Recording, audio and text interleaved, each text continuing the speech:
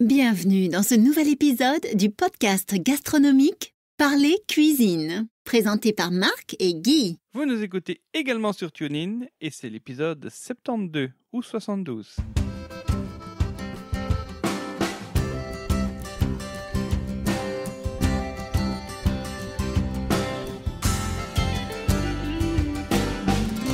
Bonjour à toi, chère auditrice, chers auditeurs. Bienvenue dans ce nouvel épisode du podcast gastronomique fait par des gens qui s'y connaissent en cuisine. C'est Parler Cuisine, le podcast à bâton rompu. Au micro, c'est Marc et je vous retrouve avec notre expert culinaire Guy. Bonjour Guy. Bonjour Marc et bonjour à tous et à toutes comme d'habitude. Comme d'habitude, comme ça, quoi. Comme si vous étiez déjà lassé de nous parler. Non, pas du tout. Comme d'habitude, je le dis à tous nos auditeurs et toutes nos auditrices. Voilà. Alors, merci de nous rejoindre pour cette conversation. Aujourd'hui, Guy voulait nous parler. Il voulait en fait reprendre un sujet qu'on a déjà couvert à chaud dans l'urgence il y a quelques épisodes. Et il voulait, maintenant que la poussière est un peu retombée, il voulait réaborder le sujet. Et dis-nous en plus, Guy. En fait, quand nous avons rendu hommage à Paul Bocuse il y a maintenant quelques épisodes de cela, au moment de son décès, nous avons parlé du personnage. Et j'avais envie de lui rendre hommage au travers d'une recette qu'il avait, commis sur Internet il y a quand même de nombreuses années, et qui n'est pas une de ses recettes les plus connues. Par contre, elle est très simple à réaliser. Je dirais qu'elle est à la portée de tout le monde. Et en plus, c'est une recette d'hiver. Alors, sur la petite vidéo qui dure quelques minutes, et que je n'ai pas réussi à retrouver d'ailleurs par la suite, je n'ai pas vu de titre particulier. En tout cas, je ne m'en rappelle plus. Donc, j'ai décidé d'appeler cette recette-là poulet à la duxelle et embeurré de choux aux châtaignes. Donc, c'est vraiment un plat d'hiver que vous allez pouvoir réaliser, je dirais, jusqu'au mois de mars, par exemple, sans aucun problème. Donc, vous aurez tous les ingrédients à votre disposition. En parlant de Paul Bocuse, avant qu'on aille plus loin, j'avais une question qui m'avait complètement échappé la dernière fois qu'on en a parlé, mais quand j'ai regardé un petit peu les photos du personnage, déjà, très souvent, il pose avec sa toque. C'est très rare de le voir sans toque. Il est en uniforme, il est en blanc avec une toque. Et chose impressionnante, c'est que sur les photos vers la fin, il avait de manière très notable une toque plus haute que les autres. Et tu m'avais dit à l'époque qu'il faisait faire spécialement des toques de 60 cm de haut.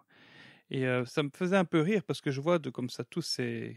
Lui qui pose devant sa brigade de cuisine avec une toque largement plus haute et tous ces plats qui pendent au-dessus du piano ou des fourneaux. Je me dis, comment est-ce que ça ne les gêne pas, cette toque pour... ils vont pas taper dans les casseroles qui pendent, là. Alors, pour commencer, je vais non pas expliquer en long et en large l'histoire de la toque de cuisine, mais il faut savoir que jadis, quand on regarde d'ailleurs des peintures ou des dessins qui datent du 19e siècle, la toque de cuisine telle qu'on la connaît actuellement n'existait pas.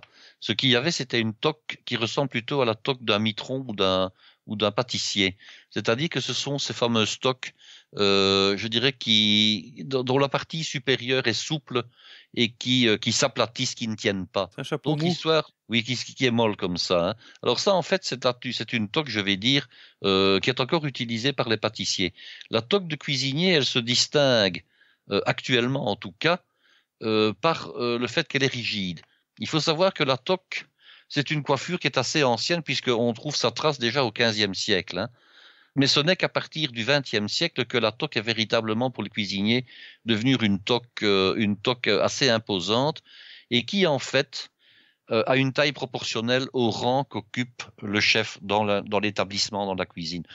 Forcément, il y a des toques de chef. Si tu en as une plus longue, tu es plus important. En tout cas, à ce niveau-là, oui. Il y a des toques de chef, il y a des toques, je dirais, de chef de partie, il y a des toques, je dirais, d'apprentis, de commis, mais qui ne ressemblent même pas à la toque du cuisinier. Au départ, c'est quasiment un calot, un petit peu comme les calots des gendarmes, si ce n'est que ce sont des calots de couleur blanche. Hein. Et alors, on pense aussi, parce que on dit toujours, mais la toque en fait, c'est une toque qui est destinée à empêcher que les cheveux ne tombent dans les plats, etc.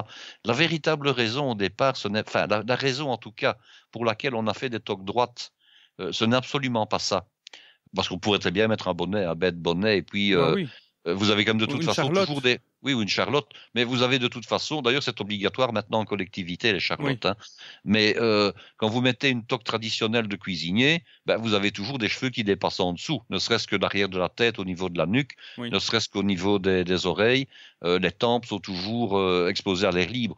Donc, si on veut, alors, et les cuisiniers peuvent très bien avoir une barbe. Sans compter que des cuisiniers hommes ont aussi souvent une pilosité sur les mains ou sur les bras. Donc, si c'est pour empêcher véritablement qu'il n'y ait un cheveu ou un poil qui ne tombe dans la soupe, ben, il fallait à ce moment-là soit de se raser, soit de s'épiler. Alors ça sert à quoi? Alors ça sert à quoi? Ben voilà, j'y arrive. Je faisais durer un peu le suspense, évidemment. C'est pour protéger, je dirais, la colonne vertébrale. Alors vous allez me demander, mais comment est-ce que c'est possible? Qu'est-ce que c'est que cette histoire-là? Le fait d'avoir une toque, et quand elle est très haute, elle vous empêche de vous pencher. Or, beaucoup de cuisiniers, en avant bien sûr, beaucoup de cuisiniers avaient tendance à se pencher sur le travail qu'ils faisaient. Comme on voit certains jeunes, certains élèves, qui lorsqu'ils doivent écrire un texte sont quasiment couchés sur leur banc à 10 ou 15 centimètres du texte qu'ils écrivent. Et alors, pour éviter donc une posture qui, à la longue des années, pourrait se révéler néfaste pour la santé, donc pour la colonne vertébrale, on a mis des toques de plus en plus hautes, et je vous défie de pouvoir rester de vous pencher avec une toque sur la tête qui fait 30 ou 40 centimètres sans qu'elle ne tombe. C'est impossible. Oui, et puis surtout, tu cognes dans tous les... On rencontre des obstacles, voilà. On rencontrerait autre chose. Donc, plus la toque est haute et plus, je dirais, elle devient instable sur la tête, forcément, moins vous pouvez vous pencher sur le travail que vous faites. Et ça, c'est apparemment la véritable raison. Ah, et les stocks sont faits en quelle matière? C'est du coton, du papier? Alors, jadis, elles étaient faites en coton. Alors, c'était un problème parce que au début que j'avais des toques, il fallait les amidonner, sinon la toque ne ressemble à rien, elle tombe comme les toques des pâtissiers. Donc, pour une toque d'une trentaine de centimètres, vous avez d'abord un rebord qui fait à peu près 7-8 centimètres qui est lisse, et puis vous avez la partie intérieure qui ressort à l'arrière de ce rebord et qui, elle, est plissée. Oui. Alors, si vous n'avez pas amidonné votre toque à l'avance, ben, la toque retombe. Et pour l'amidonner, il faut en même temps la repasser. Il faut ce qu'on appelle une jeannette. Alors, une jeannette, qu'est-ce que c'est? C'est une espèce de petite planche à repasser, mais je dirais qui servait aux repasseuses à repasser les cols, les manchettes et également les toques de cuisinier, par exemple. Donc, il faut mettre sa toque sur la jeannette, passer de l'amidon dessus. Bon, traditionnellement, c'était de l'amidon qui était dilué dans de l'eau, et puis après, on a trouvé de l'amidon en bon, ben, Fabulon, c'est fabuleux, hein, la marque d'amidon. Donc, on mettait de l'amidon sur la toque, et puis après, on la repassait sur la fameuse jeannette, en la faisant tourner, hein, on faisait faire un tour complet, et tout en la repassant, évidemment, on séchait l'amidon, et on avait la toque qui était bien droite. Alors ça, c'était les toques, disons, en coton à repasser. Et puis après, on a inventé une matière assez particulière, mais qui est un peu désagréable. Ce sont des toques, on appelait ça des toques en nylon, mais ce n'était pas du nylon. Hein. C'était en réalité une matière plastique rigide, un petit peu comme du tulle rigide. Hein. Alors c'était tissé très, très, très, très finement, très serré. Et cette toque-là, elle avait un gros avantage. D'abord, c'est qu'il fallait jamais la repasser. Et pour la laver, on faisait tout simplement une petite savonnée dans un évier. On mettait un petit peu de détergent tout à fait habituel pour la vaisselle, hein, vraiment le détergent qui sert, un détergent vert et qui commence par un D, hein, vous savez, assez connu, assez efficace. On mettait donc de l'eau tiède, un peu de détergent. On secouait la toque en la frottant un tout petit peu dans cette eau savonneuse. On la rinçait à l'eau chaude et on la mettait à sécher. Il ne fallait rien faire d'autre, ça c'était le gros avantage. Elle coûtait évidemment plus cher que la toque en nylon. Elle avait par contre un gros inconvénient, c'est que malgré la doublure interne qui passait au niveau du front, c'est une toque qui grattait, donc elle pouvait irriter le front. Donc certains ne la supportaient pas. Et puis après, ben, on a inventé la toque en papier jetable qui est utilisable pour un ou deux services et qui en plus est réglable en largeur. Donc il y a derrière un petit mécanisme d'une pâte en papier qui peut coulisser dans une ouverture prévue à cet effet. Hein, et puis après, on fixe, je dirais, la toque à la bonne dimension de sa tête. Et là, bon, ben, je dirais qu'on s'en sert 1, 2, 3 services parce qu'évidemment, après, elle se tâche, elle se salit à cause de la transpiration. Donc, on ne sait pas aller au-delà généralement de 3 services. Mais, pas tellement, c'est plutôt la transpiration corporelle. Bon, les éclaboussures aussi, hein, mais bon, pour éclabousser à peu près à 2 mètres de haut, évidemment, c'est quand même plutôt difficile. mais c'est plutôt, disons, la transpiration qui fait que la toque n'est plus utilisable dans de bonnes conditions après 2-3 services. Wow. Et alors, il y a une longueur, c'est quoi la longueur d'une toque normale? On considère généralement que 30 cm, c'est déjà la toque courante habituelle. Hein. Disons que Paul Bocuse, il faisait peut-être faire des toques de 60 cm, mais c'était, disons, des toques qu'on ne trouve pas facilement dans le commerce, à mon avis. Il travaillait avec une marque qui s'appelle Braguer, et je pense que Braguer devait lui faire des toques, je dirais, adaptées et sur mesure. Hein. Oui, mais ça devait être aussi un peu leur fierté de pouvoir avoir une oui, toque oui, sur tout ta à fait. tête. Hein. Tout à fait, tout à fait. On ne peut pas avoir, comment dire, plus bel ambassadeur que ça. Mais tu dis que la longueur de la toque dépend du rang dans la brigade de C'est-à-dire cuisine. qu'elle est je crois qu'il n'y a pas vraiment de codification. On ne dit pas, tiens, 40 cm, c'est ceci, ou 38, c'est cela. Je dirais que c'est plutôt une question, disons, c'est tacite. Hein. Si vous avez, il y en a quand même de moins en moins, une grande brigade de cuisine. Allez, on va parler d'une brigade de cuisine où il y a une quinzaine de personnes. Mais il ne viendrait jamais à l'esprit d'un second de cuisine d'avoir une toque équivalente ou plus haute que celle du chef principal. Hein. Ouh là là, oui, Ah effectivement. non, Mais ça, moi, je trouve que c'est quand même un langage militaire, ça, brigade. Ah, la cuisine, elle est extrêmement militaire parce que d'abord, il y a un respect hiérarchique. Bon, on ne s'appelle pas général, maréchal, colonel, etc. Mais il y a un respect hiérarchique au niveau des appellations. Oui, chef. C'est-à-dire que, voilà, il y a déjà ça, mais il y a Le chef a toujours raison. Oui, mais indépendamment de cela, il y a une hiérarchie dans les chefs. Il y a le chef principal, il y a les chefs, disons, secondaires, il y a les chefs de parti, et puis il y a les commis dans le fond. Hein. Et puis alors, il y a les apprentis en dessous. Donc, il y a déjà une hiérarchie qui est extrêmement codifiée. Ça, c'est une première chose. Deuxièmement, il y a une hiérarchie au niveau du langage. On ne s'adresse pas au chef comme on s'adresse à un copain. Hein. Oui. Ça, c'est clair. Ça, c'est déjà une autre chose. Et puis après, au moment du service, il y a véritablement un rituel d'action-réaction, de réponse. Dans une cuisine qui se respecte, on ne papote pas sur le dernier match qu'on a vu la veille à la télévision. Hein. On se tait, oui. On ne pose des questions que relatives au travail, on ne pose ou on ne dit en tout cas que des choses relatives au travail qu'on est en train d'exécuter, le moins possible de toute façon, de manière à pouvoir écouter ce que le chef aboyeur, c'est-à-dire celui qui va se trouver au passe-plat et qui fait marcher le service, comme on dit, on écoute ce qu'il a à dire. Hein. On annonce les plats qui sont commandés. On annonce les plats. Alors bon, évidemment, maintenant, les choses ont un petit peu changé. Avant, il y avait, disons, les commis de suite, c'est-à-dire les commis qui venaient du restaurant ou éventuellement les chefs de rang, mais qui venaient annoncer les plats, qui venaient demander des informations au chef lorsqu'un client demandait une information ou un changement ou une modification. Et à ce moment-là, le chef aboyeur s'adressait aux différents partis, hein, aux sauciers, à l'entremétier, aux rôtisseurs, et il faisait la commande. Il disait, voilà, il y aura ceci, cela, cela, cela. Et tout le monde répondait, oui, chef, ce qui signifiait qu'on avait compris le message, chef, et qu'on savait ce qu'on allait devoir préparer. Oui, tout à fait. Et je peux vous dire que j'ai vu dans un restaurant, je dirais de la région lyonnaise, mais ce n'était pas chez Paul Bocuse, c'était un autre restaurant réputé où je suis allé plus d'une dizaine de fois manger. La tradition était de prendre l'apéritif dans la cuisine avant le repas. Mmh. Et j'allais dans ce restaurant donc triplement étoilé pour la seconde fois, c'était un jeudi, pour la seconde fois la même semaine. Et je discutais donc avec le propriétaire et le responsable de la maison. Et il me dit, mais j'ai l'impression que je vous ai déjà vu. Et je dis, oui, je suis venu lundi. Immédiatement, il a donné des ordres en disant, voilà, table une telle, je pense que nous étions 6 couverts, vous me changez tout le menu, vous faites ça, ça, ça, ça et ça. Je dis, mais ce n'est pas nécessaire, moi je reviens par plaisir et je peux très bien manger pour la seconde fois la même chose, puisque le menu m'avait plu. Hein. Non, qu'il a dit, n'en est pas question, donc nous avons eu un autre menu. Et tout le monde s'est exécuté, on aurait entendu des mouches voler. Voilà que quelques secondes plus tard, il y a un plat qui passe, et je sais que c'était des huîtres. Enfin, je me rappelle, il y avait des huîtres dedans, en tout cas. Alors, le chef en question ne trouvait pas que c'était conforme à ce qu'il attendait, mais j'ai eu un peu l'impression néanmoins que la non-conformité ne va pas être importante. Il a fait des remarques, je dirais, sans doute parce qu'il y avait un étranger qui était là, il a fait des remarques, je dirais, très très vertement à la personne, et c'était pas un commis, hein, c'était à mon avis un chef de parti ou quelque chose comme ça. Il a fait des remarques à la personne en question, qui elle, entre guillemets, s'est défendue en disant « mais non chef, j'ai fait ceci ou j'ai fait cela », je ne sais plus de quoi il retournait avec précision.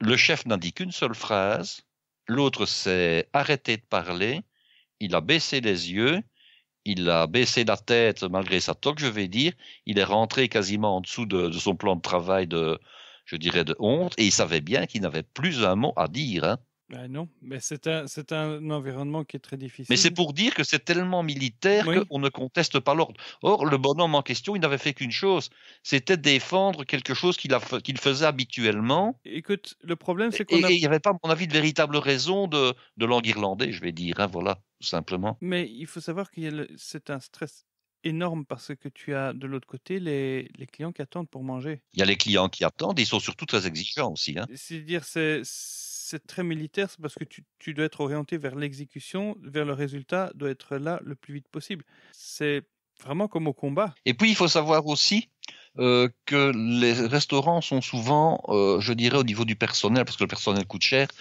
en sous-effectif. Alors, je m'explique. Oui. On est en sous-effectif à certains moments et on est en sur-effectif à d'autres. Entendons-nous. Quand il y a une grande brigade, hein, on ne peut pas engager des gens uniquement pour le service du midi. C'est au moment du service de midi qu'est-ce qu'on appelle le coup de feu. Par contre, la matinée ou le début de la soirée, on fait ce qu'on appelle les mises en place. Alors, au moment des mises en place, l'ambiance est plus cool. L'ambiance est plus légère et les gens ont le temps de travailler. On peut papoter un petit peu plus et on a quasiment, je dirais, presque pas assez de travail dans certains cas. Par contre, au moment du service, là, on est obligé de procéder à l'exécution finale des plats. Donc, d'utiliser les produits qu'on avait réalisés en mise en place, de les assembler, de faire les cuissons de dernière minute, etc.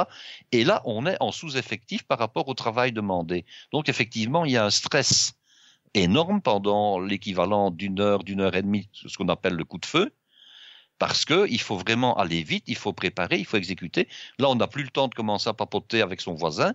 Et quand le chef dit quelque chose, on n'a qu'une chose à faire, c'est s'exécuter dans l'immédiateté pour rectifier quelque chose qui ne lui convient pas. Mais dis-moi, donc c'est une brigade. On parle de brigade parce que je trouve ça militaire, mais il y a c'est quoi clairement les différents grades? Donc tu as le chef tout en haut. Il y a ce qu'on appelait avant, c'est un langage, disons plutôt français, le chef qui est tout au-dessus, c'est ce qu'on appelle le gros bonnet en réalité, hein. Ah oui. Alors le gros bonnet, lui, généralement, il a un petit bureau dans la cuisine. C'est lui qui fait les commandes, c'est lui qui reçoit les fournisseurs, c'est lui qui, je dirais, rédige les cartes et qui les réalise. Et alors, il a ce qu'on appelle un second de cuisine. Et alors, le second de cuisine, il occupe la même fonction que le gros bonnet, c'est-à-dire que lorsque le personnage principal était absent, parce qu'il avait le droit de prendre un jour de congé, par exemple, ou bien qu'il n'était pas là, c'est lui qui le remplaçait. Donc, il occupait exactement les mêmes fonctions, mais il n'en avait pas le même titre en temps habituel. Seconde cuisine, c'est quand même un peu ce second ordre, quoi. C'est-à-dire que si vous avez, je dirais, un général qui a autant de barrettes ou autant d'étoiles, mais vous avez un autre général qui en a une de moins, quoi. Okay. C'était celui-là. Bon. Et alors, lui, il pouvait avoir deux rôles, comme le gros bonnet d'ailleurs. Il pouvait également être le chef aboyeur. Et parfois, le chef aboyeur était un chef différent. Alors, le chef aboyeur, qu'est-ce que c'était? C'était un chef qui recevait des bons de commande de la part du personnel de salle et qui donnait, comme je viens de l'expliquer il y a quelques instants, aux différents postes l'ordre d'exécution, hein, ou l'ordre de préparation en tout cas. Ça, c'était le chef aboyeur. Et puis, vous aviez ce qu'on appelle les chefs de partie. Alors, ça se voit évidemment de moins en moins, sauf dans les très grands restaurants. Vous aviez des postes principaux. Alors, le poste principal, c'est le poste de saucier. Alors, le poste de saucier, il réalise non seulement les sauces fines, mais il s'occupait également des cuissons, des petites pièces de viande, je dirais sautées, par exemple. Donc, les choses délicates, on va dire ça comme ça. Alors, à côté de ce poste-là, vous aviez ce qu'on appelait l'entremétier. Alors, l'entremétier, c'est un endroit où on réalisait tout ce qui était le pochage des légumes, par exemple, la cuisson des légumes, la cuisson des pommes de terre, les potages également. Et puis, à côté de ce poste-là, vous aviez ce qu'on appelait le rôtisseur. Alors, le rôtisseur, lui, à ce poste-là, on cuisait, comme le nom l'indique, toutes les viandes rôties, les viandes grillées également. Hein, si vous aviez besoin d'une côte à l'os grillée, c'était là qu'on la réalisait, par exemple. Hein. Et puis après, vous aviez un autre poste qu'on appelait le communard. Alors, le communard, lui, il réalisait essentiellement les repas pour le personnel. Et alors, vous aviez le légumier ou la légumerie, qui était un poste où on ne cuisinait pas, mais où on préparait toutes les préparations, disons, préalables à l'utilisation des légumes. Donc, on épluchait les pommes de terre, on nettoyait les poireaux, on épluchait les oignons, On réalisait éventuellement des tailles de légumes. On devait par exemple tailler, je dirais, une mise en place de légumes pour faire, je ne sais pas moi, un potage. Bon, on pouvait éventuellement le faire là si on avait le temps. Donc c'est la préparation des légumes avant cuisson et sans cuisson. Et puis vous aviez la plonge et vous aviez évidemment la pâtisserie qui était encore un autre poste avec un chef qui ne s'occupait que de la pâtisserie et qui généralement dans les anciennes maisons était un pâtissier diplômé, qui n'était pas du tout un cuisinier. Mais maintenant, ça n'existe plus. Il y a extrêmement peu de maisons qui ont encore ce qu'on appelle des brigades avec des postes de ce type-là. On va dire qu'il y a encore en gros les restaurants étoilés qui ont ce genre de choses et encore les grands restaurants qui ont 3 étoiles parce que vous avez maintenant des restaurants étoilés où il y a 6-7 personnes en cuisine. Alors bien entendu, il y a un préposé plutôt au dessert, il y aura un préposé, je dirais, à la cuisine des sauces et des viandes qui se cuisent à la minute, mais bien souvent, c'est le propriétaire ou le chef du lieu qui est lui-même un exécutant. Oui. Et il n'y a plus quelqu'un qui ne fait qu'observer. Je vois encore des offres d'emploi avec des chefs de parti, comme intitulés. Oui, tout à fait, ça existe encore. Donc ça veut dire ce n'est pas tout à fait révolu, mais je veux dire que le chef de parti, par exemple, bon, vous avez l'entremétier qui porte ce nom-là parce qu'il est situé entre le saucier et le rôtisseur. Vous aviez également une hiérarchie entre les chefs de ces différentes parties. Bien souvent, on commençait par un poste subalterne. C'était souvent le passage par l'entremétier, enfin par le communard d'abord, qui était le poste, ou je dirais même, allez, un apprenti qui arrive dans une maison, on le mettait tout d'abord aux légumes. Alors aux légumes, il apprenait à nettoyer les légumes. Lorsqu'il fallait écosser une caisse entière de petits pois, c'était pour lui. Des fèves, la même chose. C'était le poste légumier qui était le premier dans lequel on tombait quand on arrivait. Et puis après, on passait au poste communard. C'est le poste où on prépare les repas pour le personnel, pour la brigade. Oui. Aussi bien la salle que la cuisine. Donc, il avait déjà l'occasion de commencer à cuisiner, mais des choses qui n'étaient pas aussi raffinées que celles qui étaient servies au restaurant. Lui, il ne cuisine pas pendant le service. Mais c'est-à-dire qu'il vient éventuellement en appui, parce que bon, ça dépend aussi si c'était un grand hôtel et qu'il y avait des services pour le personnel en plusieurs services, si je peux dire. Il pouvait très bien, moi, quand je travaillais à ce genre de poste en étant à l'école, il y avait un premier service qui avait lieu à 11h10, puis il y avait de nouveau un deuxième service à midi. Donc, le poste pouvait travailler tout en étant, je dirais, dans le même timing, dans le même horaire que le poste de saucier qui lui expédiait pour la salle de restaurant. Donc un communard peut très bien travailler en plusieurs services différés. Donc ça, ce n'est pas un problème. Maintenant, quand il ne travaille pas, il sait qu'il doit aller à ce moment-là, à tel ou tel endroit. Donc on passait par le communard et ensuite on passait souvent par l'entremétier. L'entremétier qui était le poste qui servait les restaurants, mais avec la fonction, disons plutôt légumes et potage. Et après ce poste-là, vous appreniez à cuire les viandes, je dirais de manière collective. Quand je dis les viandes collectives, ce sont les côtes à l'os, ce sont les rôtis, etc. Donc on passait au poste rôtisseur. Et puis on allait à ce moment-là, après tout ça, on allait au poste saucier. Bon, on n'y allait pas comme chef d'abord, on y allait comme éventuellement comme commis, comme apprenti ou comme second. Et puis, bien souvent, les chefs passaient, disons, un petit peu en fonction chaise musicale, comme ça, en fonction de leur avancement. Et il terminait par le poste saucier, qui était le poste le plus réputé, le plus exigeant peut-être au niveau, disons, des compétences gastronomiques. C'est le plus élevé, non? C'était le plus élevé parce qu'il y a un adage qui dit « on devient cuisinier mais on est saucier ». Alors qu'est-ce que ça veut dire? Ça veut dire que la faculté d'être un beau saucier, c'est une faculté qui est innée. On l'a ou on ne l'a pas. On connaît, on sent la sauce, on sait comment on doit la rectifier, on sait que dans telle sauce, pour qu'elle soit, disons, meilleure, parce que ici, je ne parle pas simplement de sel et de poivre. On sait qu'on doit rajouter un petit peu d'alcool. On doit rajouter un trait de jus de citron, une sauce poisson pour l'affiner. On va ajouter quelques gouttes de jus de citron et on va sublimer la sauce, on va la transformer. Elle est plate au départ, on lui donne un tout petit peu de relief avec quelques gouttes de jus de citron. Mais ça, il n'y a que si on a vraiment un sens du goût développé qu'on sait le faire correctement. Et ça ne s'acquiert pas toujours, oui. Je dois reconnaître que ça peut s'acquérir, mais il faut avoir le terreau qui soit fertile au départ pour que la plante pousse bien. Il y a des gens qui seront pendant toute leur vie d'excellents cuisiniers, qui seront d'excellents rôtisseurs, d'excellents charcutiers s'ils sont au garde-manger. Par exemple, c'est un poste dont je n'ai pas encore parlé. Le garde-manger qui était divisé en 2 parties. Vous aviez souvent ce qu'on appelait le hors-d'œuvrier et le garde-manger proprement dit, et parfois la boucherie en plus. Alors, petite explication, c'est un poste qui travaille le froid et un tout petit peu de chaud. Alors, au niveau du garde-manger, c'était la préparation des volailles et des viandes brutes.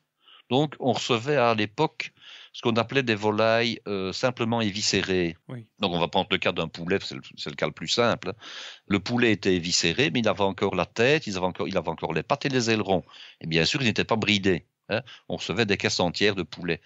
Bon, qu'est-ce qu'il fallait faire? Il fallait les préparer pour la cuisson. Donc, on apprenait, c'était une des premières choses qu'on faisait quand on était jeune élève dans une école hôtelière, on apprenait comment vider et brider une volaille. Donc, l'intestin avait été enlevé. Par contre, il y avait encore l'estomac, le foie, les poumons, bien entendu, le cou, hein, et tout ce qui concerne les pattes et les ailerons.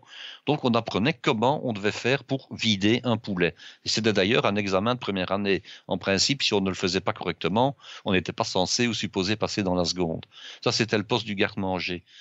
Bien sûr, on préparait d'autres viandes que simplement les volailles. Hein. Alors, vous aviez également, comment disais-je, le hors-d'œuvrier. Et là, on préparait tout ce qui était plat, froid. Donc, c'était la cuisson des œufs durs pour faire des œufs à la russe, préparation du hareng à la russe, préparation, que sais-je, moi, j'essaie de la mayonnaise, des sauces dérivées de mayonnaise, préparation des crudités. Tout ça se faisait à l'hors-d'œuvrier. Et puis, quand c'était une toute grosse brigade, vous aviez également ce qu'on appelait la boucherie, où là, réellement, on découpait les viandes, hein, on amenait les morceaux par quartier entier, on amenait les porcs par demi, etc. Et c'est là également qu'on nettoyait le gibier et qu'on le découpait quand il y avait du gibier. Alors maintenant, tout ça a été réglementé.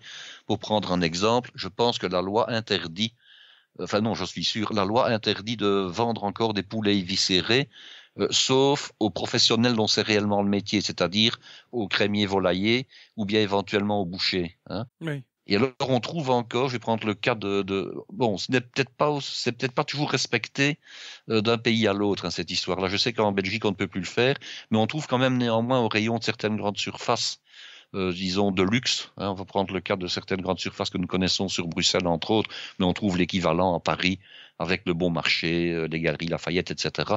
On trouve au moment des fêtes des volailles, entre autres les volailles de Bresse, qui ont encore le cou, qui ont encore la tête, qui ont encore les pattes et qui ont encore les plumes sur le cou. Oui. Parce que là, c'est un signe distinctif. Pourquoi?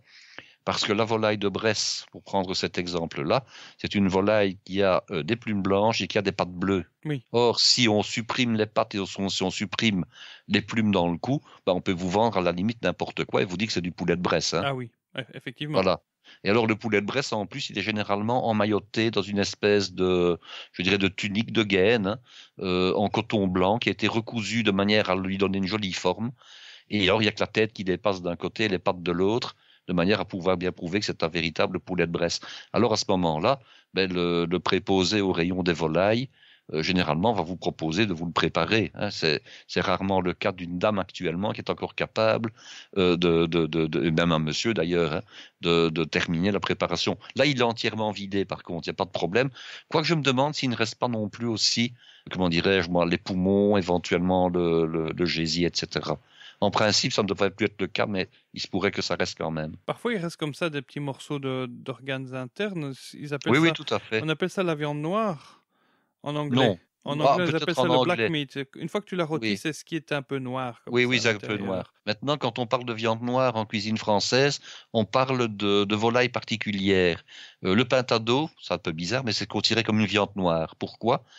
Parce que la jointure de peau entre la cuisse et le thorax, le corps de la bête, a des reflets noirs. Et c'est la raison pour laquelle on appelle ça une viande noire. Alors que la chair elle-même n'est pas noire du tout, évidemment. Bon, Guy, à la base, moi, je voulais juste savoir s'il y avait une signification dans la longueur des tocs. Et voilà que tu me parles Oui, de mais viande bon, noire. c'est vous qui m'avez Mais- entraîné aussi voilà. en me demandant Nous dévions, les nous postes, dévions. etc. Hein. Voilà. C'était des explications qui peuvent éventuellement intéresser nos auditeurs. Voilà. Ouais, en tout cas, ceux qui s'intéressent aussi un peu à Paul Bocuse, c'est l'univers de la haute cuisine, parce que c'est ce genre d'organisation qu'on retrouve dans les très très grandes brigades, généralement les restaurants étoilés et les gens qui font de la cuisine très sérieusement.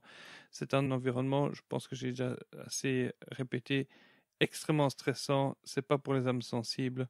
C'est quasiment il faut quasiment avoir une âme de paracommando et savoir soutenir des pressions très très fortes et des stress très très forts, parce que finalement, moi je sais pas toi, moi j'ai vu des gens partir de cuisine en pleurant, quoi. Ah, bien Et sûr. on le Bien voit, sûr. on le voit bien dans le cauchemar en cuisine de Gordon Ramsay, où il prend des gens un peu d'un peu partout, il les forme cuisiniers, puis il les laisse, il essaie de faire tourner un restaurant avec ça, il les engueule, et Alors, les gens sont là, oh les pauvres, ils se font enguirlander par le vilain méchant Gordon Ramsay. Mais c'est comme ça dans toutes les cuisines. Les clients n'attendent pas, il faut que Mais tu il faut fasses. savoir que les chefs, c'est de moins en moins le cas maintenant, mais il y a toujours une exigence qualitative et on ne doit pas contredire les ordres, hein. Mais il faut savoir que les chefs, dans le temps, étaient tellement respectés et tellement craints finalement qu'on ne faisait qu'une chose, c'était s'exécuter et voilà, on leur parlait quasiment en baissant les yeux, on leur parlait avec déférence. C'était vraiment une organisation très militaire. On pouvait vous licencier pour un oui, pour un non. Vous aviez simplement, bon, je n'ai jamais eu le cas, mais vous répondiez un peu de travers au chef. Tu pars. On vous disait directement, hein, parce que ça m'a été rapporté à l'époque où je faisais mes études. Donc j'ai connu quand même des chefs et des professeurs qui, eux, avaient connu une période encore plus stricte. On disait, voilà, ils ne terminaient même pas le service. Hein. On disait, voilà, tu laisses tes affaires, tu arrêtes là. Tu laisses ton tablier qui souvent était un tablier de la maison parce que ça, c'était la cuisine qui entretenait les tabliers, donc qui s'occupait de les distribuer le matin et de les récupérer en fin de service. Tu laisses ton tablier, tu vas trouver monsieur un tel ou madame une telle qui était le ou la comptable, tu te fais payer et tu t'en vas. Et le bonhomme, il ne pouvait pas dire non, j'ai un préavis à faire. Bon, c'est maintenant qu'il y a des préavis, qu'il y a tout ça. Mais à l'époque, c'était tu quittes la cuisine, tu disparais sur le champ. C'était dans la minute, hein. C'était pas après le service ou dans 2 heures. Hein. C'était immédiatement qu'on était licencié. Oui. Et c'est une méthode de travail, je dirais, qui était dure, mais on arrivait dans la carrière en connaissance de cause. Et je vais dire, on n'avait pas l'habitude de rouscailler comme c'est le cas maintenant des jeunes actuellement qui ne sont plus d'accord sur rien. Je dis toujours que si on prenait un jeune actuel et le mettre dans une brigade d'il y a 25, 30, 40 ou 50 ans et plus, il ne resterait pas 10 minutes parce que automatiquement, il aurait dans ses attitudes une attitude qui ferait qu'il exaspérerait le chef et qu'on lui demanderait de partir, tout simplement. Ça, on va faire comme les vieux qui radotent. Les jeunes de notre temps, c'est plus que comme avant. Hein, de notre temps, c'était mieux. De nos jours, c'est plus comme avant. Mais, tout à fait. Mais parce que moi, c'est un truc qui m'a toujours sidéré. La cuisine, effectivement, c'est quelque chose qui est très abordable à partir du moment où tu fais une école hôtelière. Tu en as un peu partout. Tu officies dans une école hôtelière, ça fait partie de l'enseignement secondaire. Tu peux même sortir diplômé à 18 ans, si tu travailles bien, n'est-ce pas, Guy? On fait, effectivement. Quand tu sors avec un diplôme de cuisine, quelles sont tes chances d'aboutir au chômage? Ben, tout ça dépend de l'ambition qu'on a. Il y a un dicton qui disait aussi, quand on sortait de l'école, il fallait s'apprêter à manger de la vache enragée. Parce que on considérait que le cuisinier ou éventuellement le maître d'hôtel ne devait pas regarder à 16 heures. Donc, on était dans un grand établissement, taillable et corvéable à merci. Mais si tu veux bosser, tes chances de te retrouver au chômage sont de 0. Elles sont quasiment nulles, évidemment. Avec ton diplôme de cuisinier, tu peux immigrer dans tous les pays du monde. Parce que tu as certains pays qui mettent des restrictions à l'immigration en fonction de ta qualification. Et tous les pays du monde acceptent les diplômés en cuisine pour venir bosser et te donnent un visa de travail, y compris les États-Unis. Très difficile d'avoir ta carte verte. Et si tu es cuisinier, ça passe. Le Canada, pareil, l'Australie, bref. Mais pour une raison toute simple, c'est que ce sont des métiers en pénurie parce que le personnel actuellement n'est plus prêt à faire les mêmes sacrifices qu'il y a encore 15 ou 20 ans. Donc le sacrifice, c'est quoi? Ben, c'est de travailler depuis, je dirais, 9 heures du matin jusqu'à 3 heures de l'après-midi. Oui. Voilà, c'est de recommencer à 5h30 ou à 6 heures et d'être parti jusqu'à minuit ou 1 heure du matin. De n'avoir pas de vie de famille, parce qu'évidemment, on a bien 2 heures ou 3 heures de liberté l'après-midi. Mais enfin, bon, on n'a pas fini sa journée. Les enfants sont à l'école pendant ce temps-là, oui. Exactement. Et puis alors, c'est toujours, quand on est marié, c'est toujours l'épouse qui a quasiment toute la vie de famille à assumer. C'est elle qui s'occupe d'aller conduire les gosses le matin, ou en tout cas d'aller les rechercher l'après-midi. C'est elle qui s'occupe des devoirs, c'est elle qui s'occupe de faire leur repas du soir. C'est elle qui s'occupe de les mettre couchés. Et puis quand le papa rentre, ben, il est 11 heures, minuit, les gosses sont couchés, ils ne les voient pas. Et il y a comme ça des cuisiniers qui m'ont expliqué. In fine, ils le regrettaient parce qu'ils ont leur fille ou leur fils qui a 18 ans, qui entre-temps ne tourne pas toujours bien, parce qu'évidemment papa n'est pas là. Et puis ils disent, je n'ai pas vu grandir mes enfants. Et ils s'en rendent compte. Et bon, est-ce que le sacrifice, oui, si c'est intéressant financièrement, ça peut en valoir la peine. Si c'est son propre établissement, ça peut en valoir la peine. Parce qu'à ce moment-là, on a la famille qui loge au même endroit et on voit son épouse l'après-midi quand elle ne travaille pas directement dans le même établissement. C'est des excuses parce que... Mais c'est rare. En tant que... Je veux dire, Moi, je pense que c'est plutôt la solution, les chômages des jeunes. Le chômage des jeunes, on me bassine avec ça depuis que je suis jeune. C'est un grand problème. Mais alors que tu as des pénuries comme chez les cuisiniers, bon, avec un diplôme en cuisine, tu vas travailler. Le temps que tu arrives au stade où à faire des enfants, tu peux très facilement Mais ce ne sont changer le pas vraiment métier. des excuses. Ce ne sont pas vraiment des excuses parce que ce qu'il y a, c'est que maintenant, beaucoup de gens disent, voilà, quand ils vont s'engager, enfin, quand ils demandent de travailler quelque part, première rencontre, quel est mon horaire? Ah oui, Hein? et je vais gagner Ah combien? oui. Et alors, si l'horaire, ce n'est pas du lundi 8 heures du matin au vendredi 4 heures maximum, on n'accepte pas le poste. Et Oui, c'est ainsi qu'il y a énormément de restaurants et de restaurants d'hôtels qui parfois ferment le week-end parce que, il n'y a pas de personnel. comment dirais-je, le personnel n'est plus prêt à travailler le samedi et le dimanche, Oui, tout simplement. oui. Ben, je sais, mon épouse était dans un service, dans un département ressources humaines au Club Med, où ils devaient engager des cuisiniers pour les villages. Ils avaient les pires du monde à trouver des Français. Alors qu'ils payaient bien, tu étais logé, nourri, Eh blanchi. oui, Ton salaire, c'était quasiment du net parce qu'ils te prélevaient l'avantage en nature pour le logement et la nourriture. Mais en gros, tu dépensais rien. Donc, tu avais quasiment ton salaire, tu n'avais pas de loyer à payer, tu n'avais pas ta nourriture, tu n'avais pas tes factures, tu travaillais, tu faisais une saison d'été, une saison d'hiver, tu avais littéralement 3 mois à toi durant lesquels tu pouvais partir en vacances et puis le reste du temps, tu bossais dans un climat assez sympa, au niveau de tes collègues. Ils étaient obligés d'aller les chercher en Turquie parce qu'il n'y avait pas de Français qui voulaient bosser pour ça. mais il est connu qu'actuellement, il y a une pénurie assez importante de personnel de restauration en France et que les Belges sont peut-être un peu moins regardants à aller travailler, entre autres dans le midi, hein, au moment des saisons. Et d'après des commentaires que j'ai entendus de restaurateurs français eux-mêmes, ils disaient, ben, on n'a pas le choix. D'abord, bon, les Belges, ils ont un gros Voilà. avantage, c'est qu'ils connaissent la langue en principe. C'est qu'ils ont une formation en école hôtelière qui est souvent assez performante parce qu'elle est bifide, donc il y a à la fois de la salle et de la cuisine, donc c'est toujours intéressant. Et en plus, les Belges n'ont pas peur de travailler. Hein, et malheureusement, ben, les Français sont très très regardants. Puis alors, il y a aussi les lois, hein, qui ne sont pas forcément mauvaises, mais dès le moment où on dit aux gens qu'ils ne peuvent plus travailler 35 heures semaine dans un métier comme la restauration, Tu peux c'est facilement travailler quasiment. qu'à 80, Mais oui. ça, c'est à mi-temps, quoi. C'est à mi-temps, Oui, hein. c'est ça. Mais Seulement, vous devez travailler, vous devez engager 2 membres de personnel à mi-temps, enfin à mi-temps, à 35 heures pour faire un horaire de 70 heures, qui est l'horaire habituel d'un cuisinier. Bon, vous ne savez pas toujours vous payer en tant que patron non cuisinier l'équivalent de 2 membres de personnel à temps plein, finalement, avec le salaire plein et les charges. Mais moi, là où je voulais en venir, c'est n'en déplaise à Donald en Amérique ou à Marine en France. En tout cas, tous ces gens qui veulent vociférer sur l'immigration pour nous faire peur. On n'a pas le choix. On n'a pas le choix de faire appel aux immigrés.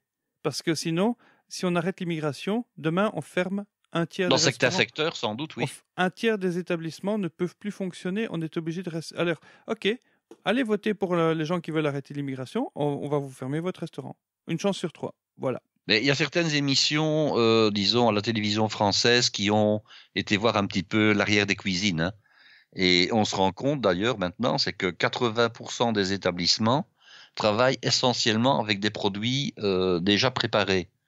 Donc il y a des Oui. grands centres de vente de toute une série de choses, bon, toutes les charcuteries bien entendu, mais ça va jusqu'aux produits qui sont dans des barquettes individualisées.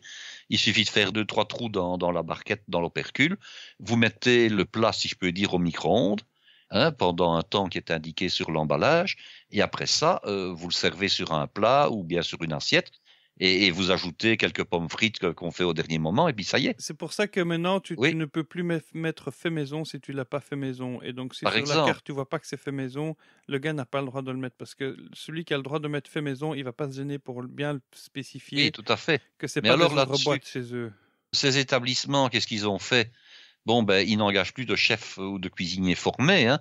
Ils engagent des chefs de cuisine, entre guillemets, qui viennent généralement d'Asie du Sud-Est, hein, Sri Lankais, Indiens, Pakistanais, tout ça, qui sont prêts à travailler de nombreuses heures pour un salaire peu important. Le SMIC. Et alors, il y a dans chaque cuisine 8, 9, 10 micro-ondes différents, parce qu'évidemment, pour suivre un service avec des choses qu'on réchauffe au micro-ondes, il faut avoir de l'artillerie.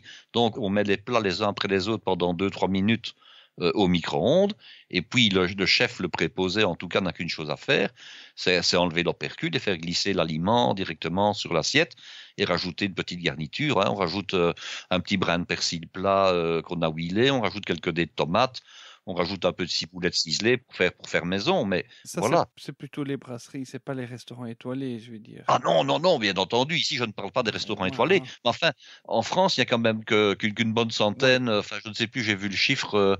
Ou alors c'était 600. Je sais qu'il y a à peu près 600 étoiles au total. Hein. Il me semble qu'il y a 28, je crois que de mémoire, 28 restaurants qui ont 3 étoiles. Il y en a une centaine qui en a 2, et puis il y a le reste qui en a qu'une.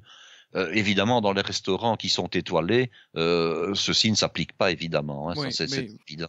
Bon, après, si tu vas regarder, moi je les vois aussi passer les vidéos de ces reportages journalistiques français où les journalistes vont aller fouiller dans les poubelles des restaurants les poubelles, hein. pour aller dire regardez, c'est du plat préparé, regardez, c'est du plat préparé. C'est de la tarte au citron surgelé, c'est du forêt noir surgelé. Si tu veux, non, mais c'est de l'hypocrisie totale parce que ton client, s'il va dans ce restaurant-là, il est content de payer sa tarte au citron 3 €. Ben, tu peux pas la fabriquer à ce prix-là, le gars. Il faut quand même qu'il réalise que... Oui, maintenant, on s'est rendu compte qu'il y avait un rapport souvent de 1 à 10, voire plus, entre le prix qui était facturé, je dirais, à la carte et le prix qui est payé, je dirais, aux fabricants de surgelés. Bon, là, je me demande quand même s'il n'y a pas un peu escroquerie quand même, là. Hein. Et alors, si le client en a trouve qu'il en a eu pour son argent et qu'il est content... Le problème, ce n'est peut-être pas ça. Le client est content. Moi, je défends le restaurant parce que si tu veux commencer à trouver des escroqueries parce qu'il y a un mauvais ratio, on va s'attaquer au médical et aux médicaments. Parce que là, les rapports de 1 à 10, c'est plutôt de 1 à 4 000, de 1 à 10 000. Marc, le problème, il n'est pas dans le contentement du client parce qu'on a fait des caméras cachées et on interroge les clients, ils étaient contents. Le problème, c'est quand on leur laisse croire ou qu'on leur fait croire que ça a été fabriqué sur place et que c'est fait à partir de produits frais. Et ça va plus. C'est pour ça que maintenant la loi est passée sur le fait maison. Tu peux plus mettre fait maison mais pas fait maison. Pendant des années, on a arnaqué les gens. Alors le client, et on l'a vu, posait la question de savoir si c'était bien fait dans l'établissement. On vous répondait oui. Et puis après, effectivement, on retrouvait le carton avec la tarte au citron surgelée de chez je ne sais qui dans la poubelle. Alors il faut être honnête. Moi, je trouve que je n'ai jamais eu peur de dire que des frites, je préfère les acheter surgelées et les faire avec une marque bien connue. Oui. Parce que je trouve qu'elles soient exceptionnelles. Et ça ne me dérange pas. Maintenant, bon, je ne tiens pas de restaurant, donc c'est encore une autre conversation. Mais je n'ai pas peur de dire que je trouve meilleur des frites parfois industrielles. OK. Mais le problème, c'est quand le restaurateur vous dit, ou le maître d'hôtel vous dit, à la question que vous posez de manière bien précise, est-ce que c'est fait maison? Je vais prendre le cas d'une mousse au chocolat. Est-ce que c'est fait maison? Oui, monsieur, c'est fait maison. Et puis après, vous vous rendez compte que c'est pas fait maison, que c'est un petit verre que vous avez acheté, qui est soit surgelé, soit frais qu'un opercule et qu'on a retiré l'opercule. Et là, ça va pas par contre. Mais alors, le problème, c'est que moi, je suis un grand ferveur, un grand supporter de la loi de marché. À la fin, si le client se fait avoir et qu'il s'en rend compte, eh bien, il va voter avec ses pieds. Il viendra plus. Et un client qui est déçu, il y a une grande règle de marketing en restauration. Un client qui part déçu de chez toi, c'est 10 clients que tu perds. Tout à fait. Et tu as des restaurants qui ferment à cause qu'il n'y a plus de clients. Pourquoi? Parce qu'il a passé son temps à décevoir des clients. Au final, ces gens, comme tu dis, hein, le bac finit toujours par se retourner sur le cochon. Ces gars-là finissent par disparaître parce que tu ne peux pas arnaquer les gens à l'infini. Oui, mais ils ne disparaissent pas dans tous les cas. Je vais prendre un exemple. Essentiellement dans certaines grandes villes, et pour ça Paris est quand même vraiment le monument, je dirais, le plus emblématique de la chose. Il y a un tel turnover au niveau de la clientèle. Bien sûr, il y a quelques clients du quartier ou des habitués qui viennent et qui sont contents d'y aller. Mais il y a également un turnover dans certains lieux ou certains points précis, dans certains spots touristiques de la ville, où il y a, je dirais, tous les jours des Japonais, des Chinois, des Français qui viennent d'ailleurs, des Belges, des Européens, n'importe qui. Ils viennent manger et ils ne viendront qu'une fois. Et ils se remplissent, ils font des services entiers uniquement avec des personnes qui viennent de l'étranger. Oui. Donc, à ce moment-là, certains croient pouvoir manger de la cuisine française authentique, hein. Ils sont tout contents. Alors, ils n'ont pas de référence. On a filmé comme ça des Coréens, des Chinois, des Japonais, des Vietnamiens, tout ce qu'on veut, qui venaient manger. Bon, ils prennent des plats en regardant leur dictionnaire de traduction pour essayer de comprendre ce que c'est. Bon, ah oui, ça a l'air intéressant, on prend ce plat-là. Ils pensent manger de la cuisine française authentique, alors qu'en réalité, Contrairement à ce qui se passe à mon avis en Orient, où là on cuisine encore beaucoup en direct, on a cuisiné en réalité dans une cuisine, je dirais, industrielle, et on a conditionné le plat sous vide, on l'a conditionné sous atmosphère protectrice, et comme je l'ai dit, on a fait qu'une chose, c'est de le réchauffer au micro-ondes pendant 2-3 minutes, quoi. Et ils pensent manger une véritable cuisine française. Mais tant pis pour eux, ils avaient qu'à bien lire leur guide touristique, parce que normalement le guide touristique devrait spécifier ce genre de choses-là. Puis après, il y a autre chose, c'est les professionnels entre eux. On est dans un secteur qui s'autorégule très peu. Le côté corporatiste des restaurateurs est perdu. Peut-être pas au niveau des restaurants étoilés où tu sens qu'ils se sentent comme des confrères, mais ils se sentent aussi un petit peu de l'élite. Mais il y a certains cas, effectivement, comme tu dis, de restaurants pour touristes qui sont des arnaques à touristes en plein. Tout à fait. Et qui arnaquent ouvertement. Il y a notamment je pense par exemple au Mont-Saint-Michel où tu vas payer ton omelette 50 €. 50 €, mais tu ris. Ah oui, 50 €, oui, d'accord. Oui, On est plus voilà. en français, oui. Oui, il y a des moments où je dois dire que les autres restaurateurs devraient justement réagir contre ces. Comment dire, mais là-bas, on paye l'institution et on paye le lieu, hein. Il y a des gens qui te jettent la honte sur toute la profession. Oui, tout à fait. Et qui tirent toute la profession sur le bas. Et à certains moments, il y a personne pour les mettre remettre un petit peu dans le chemin en disant tu nous fais du tort finalement. Mais pour parler de cette fameuse omelette que j'ai eu l'occasion de déguster à l'endroit précis, on ne va pas le citer pour ne pas avoir, des problèmes avec un tribunal. À l'époque, c'était encore des francs français. J'y suis allé un soir, c'était le mois de juillet. Je pense que je me suis retrouvé quasiment seul dans la salle du restaurant qui est à l'étage. Je pense qu'il y a eu une autre table de 2 personnes. Moi, j'étais sidéré de voir qu'un endroit qui était aussi réputé, je dirais, mondialement, n'avait pas plus de monde, hein. J'étais vraiment étonné, je pensais qu'on allait faire du complet. Alors évidemment, le Mont-Saint-Michel, il faut savoir que même en saison, il y a un monde fou pendant le temps de midi, et puis le soir, ça se vide, il y a quasiment plus personne. Bon, peu importe. J'ai pris un menu qui était, je trouvais déjà assez cher à l'époque, tout en me disant, bon, ben, je viens une fois, je veux savoir ce que c'est que de manger l'authentique chose à l'endroit où elle a été créée, disons. Mais je sais comment on doit le faire. Déjà, c'est un autre problème. Il n'y a pas de secret, évidemment, derrière cette préparation. Mais j'ai dit, bon, j'y suis allé une fois, je n'y reviendrai plus. Et alors, il y a dans les environs, à d'autres endroits, des restaurateurs qui proposent le même produit, hein, qui est fait exactement de la même manière. Je dirais que c'est à moitié prix. Hein, on arrive là vraiment au prix plus logique de la réalisation. Mais le problème, c'est qu'on n'est pas chez machin, comme on dit. Donc forcément, manger, tu veux dire qu'on paye le cadre. Bah oui, on paye, mais en plus le cadre, on n'a même pas la vue, on n'a même pas une vue sur l'extérieur. Non, ce qu'il y a, c'est qu'on paye l'endroit, on paye l'institution, tout simplement. Ouais. On paye l'institution qui évidemment en profite en disant, moi de toute façon, je mets quasiment le prix que je veux. Maintenant, bon. Il ne faut pas toujours accuser les restaurateurs, hein. Il y a énormément de frais qui tournent autour de l'assiette, l'activité, hein, de l'activité, hein, parce que j'entends trop souvent des gens dire, oh mais moi le décorum je m'en fiche, c'est ce qu'il y a dans l'assiette. Alors ils se disent, bon ben voilà, j'ai 150 grammes de viande à tel prix et on me demande tel prix. Ben oui, mais bon, il y a la garniture, hein, il y a pas que le morceau de viande, il y a l'assiette, il y a la dame qui nettoie l'assiette, il y a le maître d'hôtel qui vient prendre votre commande. Il y a le sommelier qui vient vous proposer des boissons, qui vient vous les servir. Il y a le commis qui vient débarrasser votre table quand vous avez terminé. Il y a le personnel qui nettoie les toilettes. Il y a bien entendu tout le personnel de cuisine. Et puis après, il y a le bâtiment proprement dit. Hein, et puis il y a la taxe sur les enseignes lumineuses. Tout à fait. Mais je vais dire qu'il y a la taxe sur la force motrice en Belgique. La force motrice, exactement. Il y a tout ça. Il y a tout ça. Locales. Les taxes professionnelles. Mais il y a les taxes sur les terrasses. Hein. Vous allez mettre une pergola devant votre établissement avec un auvent, vous avez une taxe dessus tout de suite. Hein. Et la taxe sur les immondices. Et puis il faut savoir également que, comment dirais-je, que certains jours, ben, vous devez payer votre personnel, même quand le restaurant n'est pas rempli. Bien sûr. Et ça, c'est toute une série de choses que le client appréhende assez difficilement. Alors maintenant, je ne voudrais pas, après le langage que je viens de tenir pendant un quart d'heure, croire que je crache dans la soupe des restaurateurs. Hein. Il faut aussi savoir que maintenant, on est quasiment obligé, pour des raisons à la fois de coût de personnel, d'une part, qui fait que, bon, ben, quand on réalise des choses, disons, entre guillemets, en direct, il y a le coût de la main-d'œuvre qui est vraiment prohibitif, parce que nous vivons dans une société où il faut bien gagner sa vie. On paye plus cher le personnel chez nous, je suppose qu'à Shanghai. Hein. Bon, ça c'est une chose. Et deuxièmement, il y a toute une série de normes et de règles en matière d'hygiène qui ne permettent plus de faire une série de choses.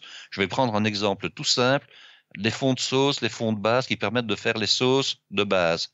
Un fond brun, un jus de veau, ça doit cuire un certain temps. Oui, non, mais légalement, on peut plus Maintenant, le on ne faire. peut plus, on ne sait plus le faire. Oui. On ne sait plus le faire parce que bon, quand on faisait cuire jadis un fond pendant 36 heures et c'était des fonds exceptionnels, maintenant la loi l'interdit parce qu'il faudrait que quelqu'un le surveille en permanence, il faut veiller à ce qu'il soit toujours à frémissement, etc. Mais tu penses pas qu'ils ont été un peu loin? Parce que je vois que même maintenant, pour les frites, tu peux plus peler et couper tes pommes de terre en frites toi-même. Tout à fait. Tu dois avoir Tout des à fait. normes particulières, une station d'épuration. Oui, Mais oui, c'est oui, du oui, ça n'importe devient, quoi, ça. c'est-à-dire que j'ai l'impression qu'on met toute une série de normes et de règles en place pour favoriser la grosse industrie et pour faire, disons, pour faire chuter, pour faire vaciller le petit commerce. Hein. Ça a été la même chose. Bon, il y a parfois des raisons. Je vais prendre un exemple, les crèmes glacées. Hein. Normalement, la crème glacée doit être turbinée, donc passée en sorbetière dans un endroit qui est séparé du restant de la cuisine, qui est carrelé, etc., etc. Bon. Je veux encore bien entendre que ça puisse être fait dans un autre endroit, plutôt que dans une ambiance qui était chaude, qui était moite, avec éventuellement un air chargé de bactéries, parce que bon, n'oublions quand même pas, c'est que quand on fait donc une crème glacée, on incorpore de l'air et que cet air, il est forcément pris dans le milieu extérieur. Mais maintenant, s'il y a une norme qui dit, voilà, vous devez avoir un carrelage blanc jusqu'à 2 mètres de haut, je ne vois pas entre nous ce que ça change grand-chose par rapport à un carrelage qui n'arriverait qu'à 1,80 m, par exemple, pour donner un exemple tout simple. Il y a comme ça toute une série de règles. Alors bon, maintenant on envisage, mais ce n'est pas encore passé, de devoir acheter des œufs qui sont déjà clarifiés. C'est-à-dire? On ne pourrait plus utiliser des œufs frais, donc des œufs qu'on casse soi-même pour des raisons d'hygiène. Hein. Ah, Donc on devrait utiliser des briques avec des blancs d'œufs, des briques avec des jaunes d'œufs et des briques avec des œufs entiers. pourquoi? Tu veux dire, quel est le problème avec des œufs? On a tous des œufs. Enfin, Ah c'est ben plus oui, mais fiable. seulement on estime. Alors bon, moi, il faudrait quand même qu'on m'explique comment on fait à partir de ce moment-là pour réaliser un œuf sur le plat. Hein. Donc on devrait à ce moment-là quasiment être obligé d'acheter des œufs durs qui sont déjà pré-cuits. On devrait acheter des œufs, des blancs d'œufs pour faire une meringue à l'italienne ou une meringue française. On devrait prendre des blancs d'œufs en litres On peut déjà et les acheter ça, utiliser. des œufs en litre? Oh, ça existe depuis des années, oui, ça Ah c'est oui. pratique évidemment. Mais je vais dire, j'ai fait un stage, enfin, j'en ai fait certainement 7-8 hein, chez un meilleur ouvrier de France de pâtisserie à Paris. Et il nous expliquait, c'était déjà il y a quand même bien 15 ans de ça, là, on en parlait déjà au niveau de la loi. Et il a dit, le jour où nous ne pouvons plus casser nos œufs nous-mêmes pour réaliser des pâtisseries, j'arrêterai de faire des formations et je ferai autre chose, je n'en ferai plus. Parce que pour lui, il était inconcevable de devoir utiliser des œufs qui sont déjà... Mais quel est le risque à casser un œuf soi-même? Ben, le risque, c'est évidemment d'introduire des bactéries dans la préparation, hein, puisque la partie extérieure de la coquille de l'œuf contient des salmonelles qui sont, je dirais, à l'état à sécher sur la coquille. Et quand vous cassez des œufs les uns après les autres, vous avez vos doigts qui se mouillent, qui s'humidifient. Donc, en manipulant les œufs, vous avez des salmonelles qui arrivent sur vos doigts et vous risquez d'en introduire dans la Et préparation. si je rince mes œufs avant? Non, ça, il vaut mieux ne pas le faire parce que justement, en rinçant les œufs, on réhydrate et on resolubilise les bactéries. Ce qu'il faudrait faire, mais ça ne peut pas se faire pour des raisons pratiques, il faudrait quasiment se laver les mains entre chaque œuf. Mais on comprend bien que c'est quasiment impossible, évidemment. Ah oui, ok. C'est comme tous les produits de volaille, il y a des salmonelles, donc. Oui. Par contre, on vend maintenant, mais c'est un peu plus cher, on vend depuis quelques années des œufs qui ont été traités. Donc, ce sont des œufs qui ont été traités par un procédé, donc j'ignore, disons, le procédé de manière particulière, mais ils ont été traités de manière à être sains extérieurement. Donc, on doit enlever ou tuer, en tout cas, les bactéries qui se trouvent à l'extérieur de Genre l'œuf. avec des UV ou quoi? Quelque chose comme ça, sans doute, oui. Donc, il vaut mieux utiliser ça pour faire sa mayonnaise. Oui, mais enfin, il faut quand même être honnête. Hein. Lorsqu'on fait la mayonnaise chez soi, on ne court pas énormément de risques à utiliser un œuf qu'on a cassé soi-même. Le problème vient que quand on a des poules, on a souvent les œufs qui sont fiantés, donc qui contiennent des traces de fiente. Bon, là, un œuf qui est fianté, ben là, je dirais, il vaut mieux le laver convenablement, le sécher surtout, l'essuyer avec du papier, de manière à ne pas risquer de mettre de la fiente dans la préparation qu'on va réaliser, évidemment. Hein. Oui, c'est encore plus risqué, ça. Bon, maintenant que justement, j'essaie de refaire la transition vers le sujet que tu voulais aborder dans cet épisode. Tu parles des poules. Et tu avais une recette de poulet, justement, Une recette de poulet, justement, notre donc très de Paul regretté Bocuse. feu Paul Voilà. Bocuse avait proposé dans une vidéo que tu n'as pas retrouvé ailleurs, ni dans les livres, ni dans Mais en tout cas, je dans ne la m'en souviens pas. littérature. Et je n'ai pas retrouvé la vidéo non plus, puisqu'elle avait été, je dirais, à l'honneur au moment de son décès. Ah. Alors, donc j'ai réécrit la recette de manière à ce que nos auditeurs puissent pouvoir avoir une base de travail, et je vais l'expliquer. Donc Guy, quand il s'ennuie, il trouve une recette qui n'est pas décrite, ou alors très, très succinctement, et il la refait pas à pas. Je remets les ingrédients, je remets des proportions, et puis je remets une technique complète pour dire et il que corrige ce les soit erreurs facilement aussi. réalisable. Et quand il y a une petite erreur, je la corrige, ou en tout cas, je la gomme, voilà. Parce que quelque chose que l'auditeur n'entend pas, c'est que quand on prépare des épisodes parfois, ou alors après qu'on a enregistré, on se partage des recettes qu'on a trouvées sur le net, et puis il dit « Ouais, mais ça, c'est pas possible, c'est toujours plein d'erreurs, il y a toujours plein d'erreurs partout. » Là, il y a souvent des erreurs techniques, effectivement. Ça énerve Guy quand il y a des erreurs techniques. Ou alors qu'il y a des étapes qui sont mal des inepties, ou des étapes voilà, qui ne sont pas visibles, qui ne sont pas expliquées. Voilà. Et ça, tu as tout corrigé. Ici, tu nous as sorti une recette qui est clé en main, prête à être réalisée. Prête à être utilisée. Et en plus, c'est une recette d'hiver. Hein, donc, on ne peut pas la rater. Alors, si on rentre un peu dans le vif du sujet, là, maintenant. Voilà, je l'ai intitulé « Poulet à la duxelle et embeurré de choux aux châtaignes ». Alors, la duxelle, je rappelle quand même ce que c'est. Et nous avons d'ailleurs commis un épisode qui ne traitait que de la duxelle. Hein. La duxelle, c'est une préparation de mise en place qui consiste à cuire des champignons hachés avec du beurre, avec du vin blanc, avec de l'échalote, et à faire, disons, dessécher ce produit par évaporation. N'oublions pas que les champignons, oui, voilà. C'est l'épisode 14 où justement tu parlais de la naissance de la cuisine française et de la duxelle de champignons. Ok. Alors, la fameuse duxelle en question, il faut la faire réduire, je dirais, assez fortement. Pourquoi? Parce que les champignons contiennent naturellement énormément d'eau. Hein. Oui. Donc, on a une espèce de pâte qui ressemble un petit peu, je dirais, à du caviar, entre guillemets, au niveau de la consistance. Hein. Donc, ici, qu'est-ce qu'il nous faut pour 4 couverts? Nous aurons besoin d'un beau poulet. On n'est pas obligé, comme Paul Bocuse, de prendre du poulet de Bresse, évidemment. On peut prendre un beau poulet de chair, 1,2 kg, 1,4 kg. Un poulet bio. Éventuellement, si on a un fermier dans les environs et qui fait de la viande bio, pourquoi pas aller acheter le poulet chez son voisin fermier, bien entendu. Hein. Oui. Donc, un poulet qui est réputé, qui est dit prêt à cuire. Alors, on a besoin de l'équivalent d'une demi-botte d'estragon frais, si possible, une 50aine de grammes de beurre, 100 grammes d'oignons grelots ou éventuellement 100 grammes d'oignons traditionnels qu'on va couper en morceaux, une 50aine de grammes de carottes. Alors, dans la recette d'origine, il n'y avait pas de céleri, là où je vais en mettre maintenant, mais il faudrait 25 grammes de céleri blanc en branche, donc sans les feuilles. Et alors, l'équivalent de 250 grammes de duxelle de champignons terminé. Et pour ça, il faut partir à peu près avec 1 kg de champignons frais, 100 grammes d'échalotes, 25 grammes de beurre et 1 décilitre de vin blanc sec. Alors, un petit peu de thym et de laurier. Ce n'était pas dans la recette, mais c'est facultatif et je vais vous expliquer où on peut le mettre. Donc ça, c'est pour réaliser la cuisson et la farce du poulet. Alors, pour réaliser la sauce, vous aurez besoin de nouveau d'à peu près 2 décilitres de vin blanc sec et de 4 décilitres de crème, c'est-à-dire à peu près 1 décilitre par personne. Et puis, il y a un accompagnement, mais je vous explique tout ça après, n'ayez pas peur. L'équivalent d'un demi-chou vert de type chou de Milan. Alors, le chou de Milan, c'est un gros chou qui a le cœur jaune, qui a les feuilles extérieures vertes, et les feuilles ont un aspect un peu gaufré, comme ça. Ce n'est pas un chou frisé, mais c'est un chou à feuilles gaufrées. Hein, c'est le chou traditionnel, mais ce n'est pas un chou lisse. Hein. Alors, une belle branche ou 2 belles branches de céleri blanc en branche, comme tout à l'heure, et l'équivalent de 200-250 grammes de châtaignes pré-cuites. Donc, ce sont des châtaignes que l'on trouve déjà dans le commerce bien souvent en pochette sous vide. Elles sont émondées, donc on a enlevé la peau de la châtaigne, éventuellement en conserve, ça peut être en boîte ou en bocal, mais elles sont pré-cuites. Hein.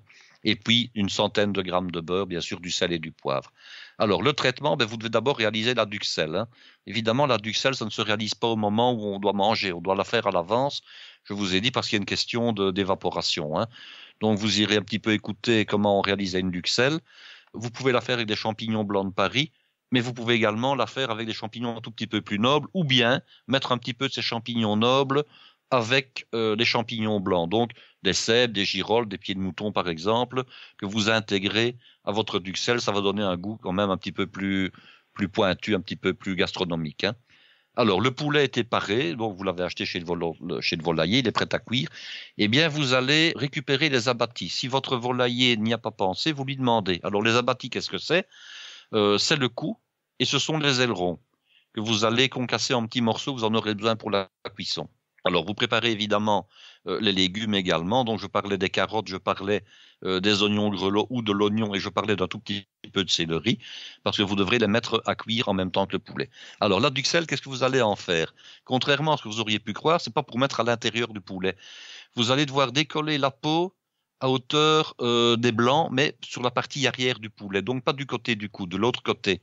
Vous allez décoller la peau sans la détacher et vous allez donc la séparer du blanc, de manière à pouvoir, avec une cuillère, mettre votre duxelle à cet endroit-là. Donc, vous allez finalement farcir le poulet à l'extérieur du poulet. On fait le papillote avec sa peau. Ben, c'est-à-dire qu'en fait, la peau va rester où elle est après, oui. Mais vous allez mettre votre duxelle entre la chair et la peau. Et la duxelle va donc parfumer la chair du poulet pendant la cuisson. Et bien sûr, vous allez pouvoir la manger, bien entendu, après. Hein. Ah oui. Donc, vous allez mettre votre duxelle à cet endroit-là. À l'intérieur du poulet lui-même, par contre, vous allez saler, vous allez poivrer. Vous allez mettre votre fameuse votre demi-botte d'estragon, que vous aurez bien sûr passé à l'eau avant. Vous allez donc la mettre à l'intérieur. Et vous allez mettre également, et ça ce n'était pas dans la recette d'origine, mais il n'y a vraiment pas de contre-indication, éventuellement un tout petit peu de thym et un peu de laurier. Maximum une feuille. Il faut hacher l'estragon ou c'est Non, on le met en entier. Hein. On le met en entier de manière à pouvoir le récupérer par la suite assez facilement. Le but, c'est qu'il parfume la volaille de l'intérieur. Ah oui. Hein, après, on l'enlève. Donc, il n'y aura pas de traces d'estragon dans la sauce ni quoi que ce soit, mais le poulet aura pris ce goût-là. Hein. Donc, si vous mettez en plus un tout petit peu de thym et une feuille de laurier au maximum, vous allez participer, je dirais, à l'aromatisation de la viande. Mais vous pourriez vous contenter de ne mettre que l'estragon. Alors, étape importante qui peut rebuter certaines personnes au niveau technique, c'est qu'il faut idéalement brider le poulet. Ça veut dire quoi? Ça veut dire qu'avec du fil de cuisine en coton, du fil de la ficelle blanche assez fine, le fil à rôti, du fil à rôti, il faut surtout donner au poulet une belle forme, mais c'est surtout une technique qui va empêcher la duxelle de s'échapper à la cuisson. Ah oui. Alors, en gros, je ne saurais vous conseiller qu'une chose, c'est d'aller voir sur Internet comment on fait pour brider un poulet. Je dirais qu'avec l'aiguille dans laquelle vous avez enfilé le fil, à peu près l'équivalent d'1,50 m, ben, vous passez d'abord au niveau des ailerons, vous passez au niveau du dos du poulet, vous revenez sur la cuisse, vous piquez dans le bout de la cuisse, hein, la partie la plus éloignée, disons, du poulet. Vous repiquez dans l'autre cuisse, vous faites le tour, vous resserrez bien, vous faites un nœud. Ça empêchera, disons, la volaille de se déformer à la cuisson et ça empêchera surtout la duxelle de s'échapper au moment de la cuisson. Et ça, malheureusement, je ne sais pas vous l'expliquer, on va dire à la radio, il faut aller sur Internet voir un petit peu comment on fait. C'est très visuel. C'est très visuel, voilà. Il y a assez de vidéos là-dessus qui sont oui. sujet, c'est gratuit. Justement, prochaine fois que vous allez sur YouTube, allez regarder un petit peu. Alors, votre four a été préchauffé à 220 degrés. Vous allez prendre une lèche frite. Vous allez faire fondre le beurre prévu pour la cuisson. Vous pouvez badigeonner le fond de la lèche frite avec un petit peu de beurre fondu. Vous allez également badigeonner la peau du poulet au pinceau avec le restant du beurre fondu. Et vous allez pouvoir enfourner donc dans le four à 220 degrés. Alors, pour éviter que la matière grasse qui va exuder du poulet et qui va se retrouver dans le fond de la lèche frite ne brûle, on met les abattis. Donc, c'était le cou et c'était les ailerons. Tout ça, vous avez concassé en morceaux de 2-3 cm. Et vous mettez également les légumes. Alors, je me suis posé la question en me disant, tiens, Paul Bocuse, là, il ne mettait que des morceaux de carottes et des oignons grelots. Et je me suis dit, mais pourquoi met-il des oignons grelots alors que moi, j'ai toujours appris qu'on mettait de l'oignon normal, bien sûr, qu'on coupait. Eh bien, je pense, la réponse est assez simple. C'est que le but pour lequel on met donc les abattis et les légumes, c'est bien sûr pour parfumer, mais ils ne doivent pas brûler. Or, la sphère est la chose qui a le moins de surface extérieure par rapport à un volume donné. Voilà. Donc forcément, si vous faites des cubes d'oignons, vous avez des angles et vous avez des pointes. Et là, ça risque de brûler. Tandis que si vous mettez des oignons grelots, vous avez la même quantité d'oignons. Mais par contre, comme c'est sphérique, il n'y a pas d'endroit où la chaleur va pouvoir agir plus intensément. Donc, ça évite que l'oignon ne brûle. Je ne vois que cette explication-là au fait que Paul Bocuse utilisait des oignons grelots plutôt qu'un oignon traditionnel. Voilà. Alors, j'ajoute tout simplement un tout petit peu de céleri coupé en morceaux. Pourquoi? Il en faut très peu. Hein. Il en faut 25 grammes, ça ne représente rien. Hein. Parce que traditionnellement, quand on réalise ultérieurement une sauce d'une viande rôtie, il y a un rien de céleri avec les carottes et l'oignon. Pourquoi ça? Quand on ne met que de la carotte et de l'oignon, on a un résultat un petit peu moins complexe au niveau du goût d'une part, et d'autre part, on a parfois un résultat un tout petit peu plus sucré. L'oignon est sucré, la carotte est sucrée également. Ah oui. Et le céleri vient un tout petit peu contrebalancer ça. Donc il n'y en avait pas dans la recette d'origine, mais si on veut, disons, le faire classiquement comme on est censé le faire, on peut mettre 2-3 petits morceaux de céleri. Tu te permets de corriger le grand maître? C'est pas une question de corriger, c'est une question de dire il y a une manière de la réaliser comme lui le faisait, et puis il y a une manière qui serait plus conforme au classicisme de la cuisine tout simplement. Voilà. Et puis n'oublions pas, hein, c'est que c'était une vidéo de 4-5 minutes. Oui. Il est possible qu'au montage qu'on n'ait pas exactement tout montré, hein. Oui. Donc voilà. On va considérer la chose comme ça. Oui. Je ne me permettrai pas de corriger Paul Bocuse, mais je mets simplement ma petite touche en plus à ce niveau-là. Alors, le poulet a été mis à cuire. Pendant ce temps-là, on peut réaliser le reste. Nous avons donc notre chou, hein, le demi-chou. Vous prenez le cœur et vous prenez la partie qui est attenante au cœur. Donc, on élimine les grandes feuilles extérieures, les feuilles qui sont très vertes et qui sont généralement dures et qui ont un goût trop prononcé. Le cœur, il ne faut rien y faire, tout est bon à utiliser. Par contre, les feuilles qui sont à côté du cœur, il y a des nervures. On peut, si on le souhaite, mais ce n'est pas une obligation, enlever les côtes. Donc, on peut écoter les feuilles. C'est pas compliqué. On met les feuilles à plat sur une planche et avec la pointe d'un couteau, on suit la nervure et on enlève la partie la plus large et la plus solide de la nervure. Alors, le chou, bien sûr, est lavé, il est propre. On va les bouillanter. Alors, on va les bouillanter, je dirais, l'équivalent de 15 minutes, un quart d'heure, eau bouillante salée, et on part, bien entendu, à l'eau bouillante. Le chou doit être cuit. On doit donc pouvoir passer une lame de couteau fine là où il y a le chou, et on doit pouvoir percer facilement la masse de chou. Une fois que c'est fait, on le récupère à l'écumoire et on le rafraîchit directement dans un autre récipient dans lequel on a mis de l'eau froide, de manière à stopper la cuisson. Hein. Alors, pourquoi doit-on blanchir le chou à l'avance? D'abord, on va le pré-cuire, ça c'est une chose. Et deuxièmement, on va lui enlever un excès de goût. Souvent, le chou a un goût extrêmement prononcé, extrêmement fort. C'est bon, mais il faut aimer. Donc, le fait de le blanchir 15 minutes permet d'enlever cet excédent de goût. On dilue un peu le goût trop fort, oui. Voilà, on dilue un petit peu le goût trop fort du chou. Alors, bien entendu, ce n'est pas terminé. Qu'est-ce qu'on va faire avec le chou? On va prendre un récipient, hein, une sauteuse, une russe, une casserole, hein, bon, ce sont tous des noms techniques, un récipient qu'on peut couvrir. On va faire fondre la deuxième partie du beurre qui était prévue dans la recette. On va émincer le chou, on va ajouter le chou. Mais avant d'ajouter le chou, on va mettre la fameuse branche de céleri. Alors, je fais confiance à ce niveau-là pour le Bocuse. Qu'est-ce qu'il disait? Il disait que le céleri allait très très bien se marier avec le chou, avec les châtaignes. Donc, on émince très finement la branche de céleri qu'on avait prévue. On la fait suer un petit peu dans la matière grasse. Hein. Suer, ça veut dire qu'on met le céleri directement sur le beurre. On le fait revenir un petit peu. Et puis, on ajoute un petit filet d'eau et on couvre. Donc, on va le faire suer 4-5 minutes. Et puis, seulement après, on va ajouter le chou qu'on a émincé. Et on va ajouter les châtaignes qu'on a émincées également.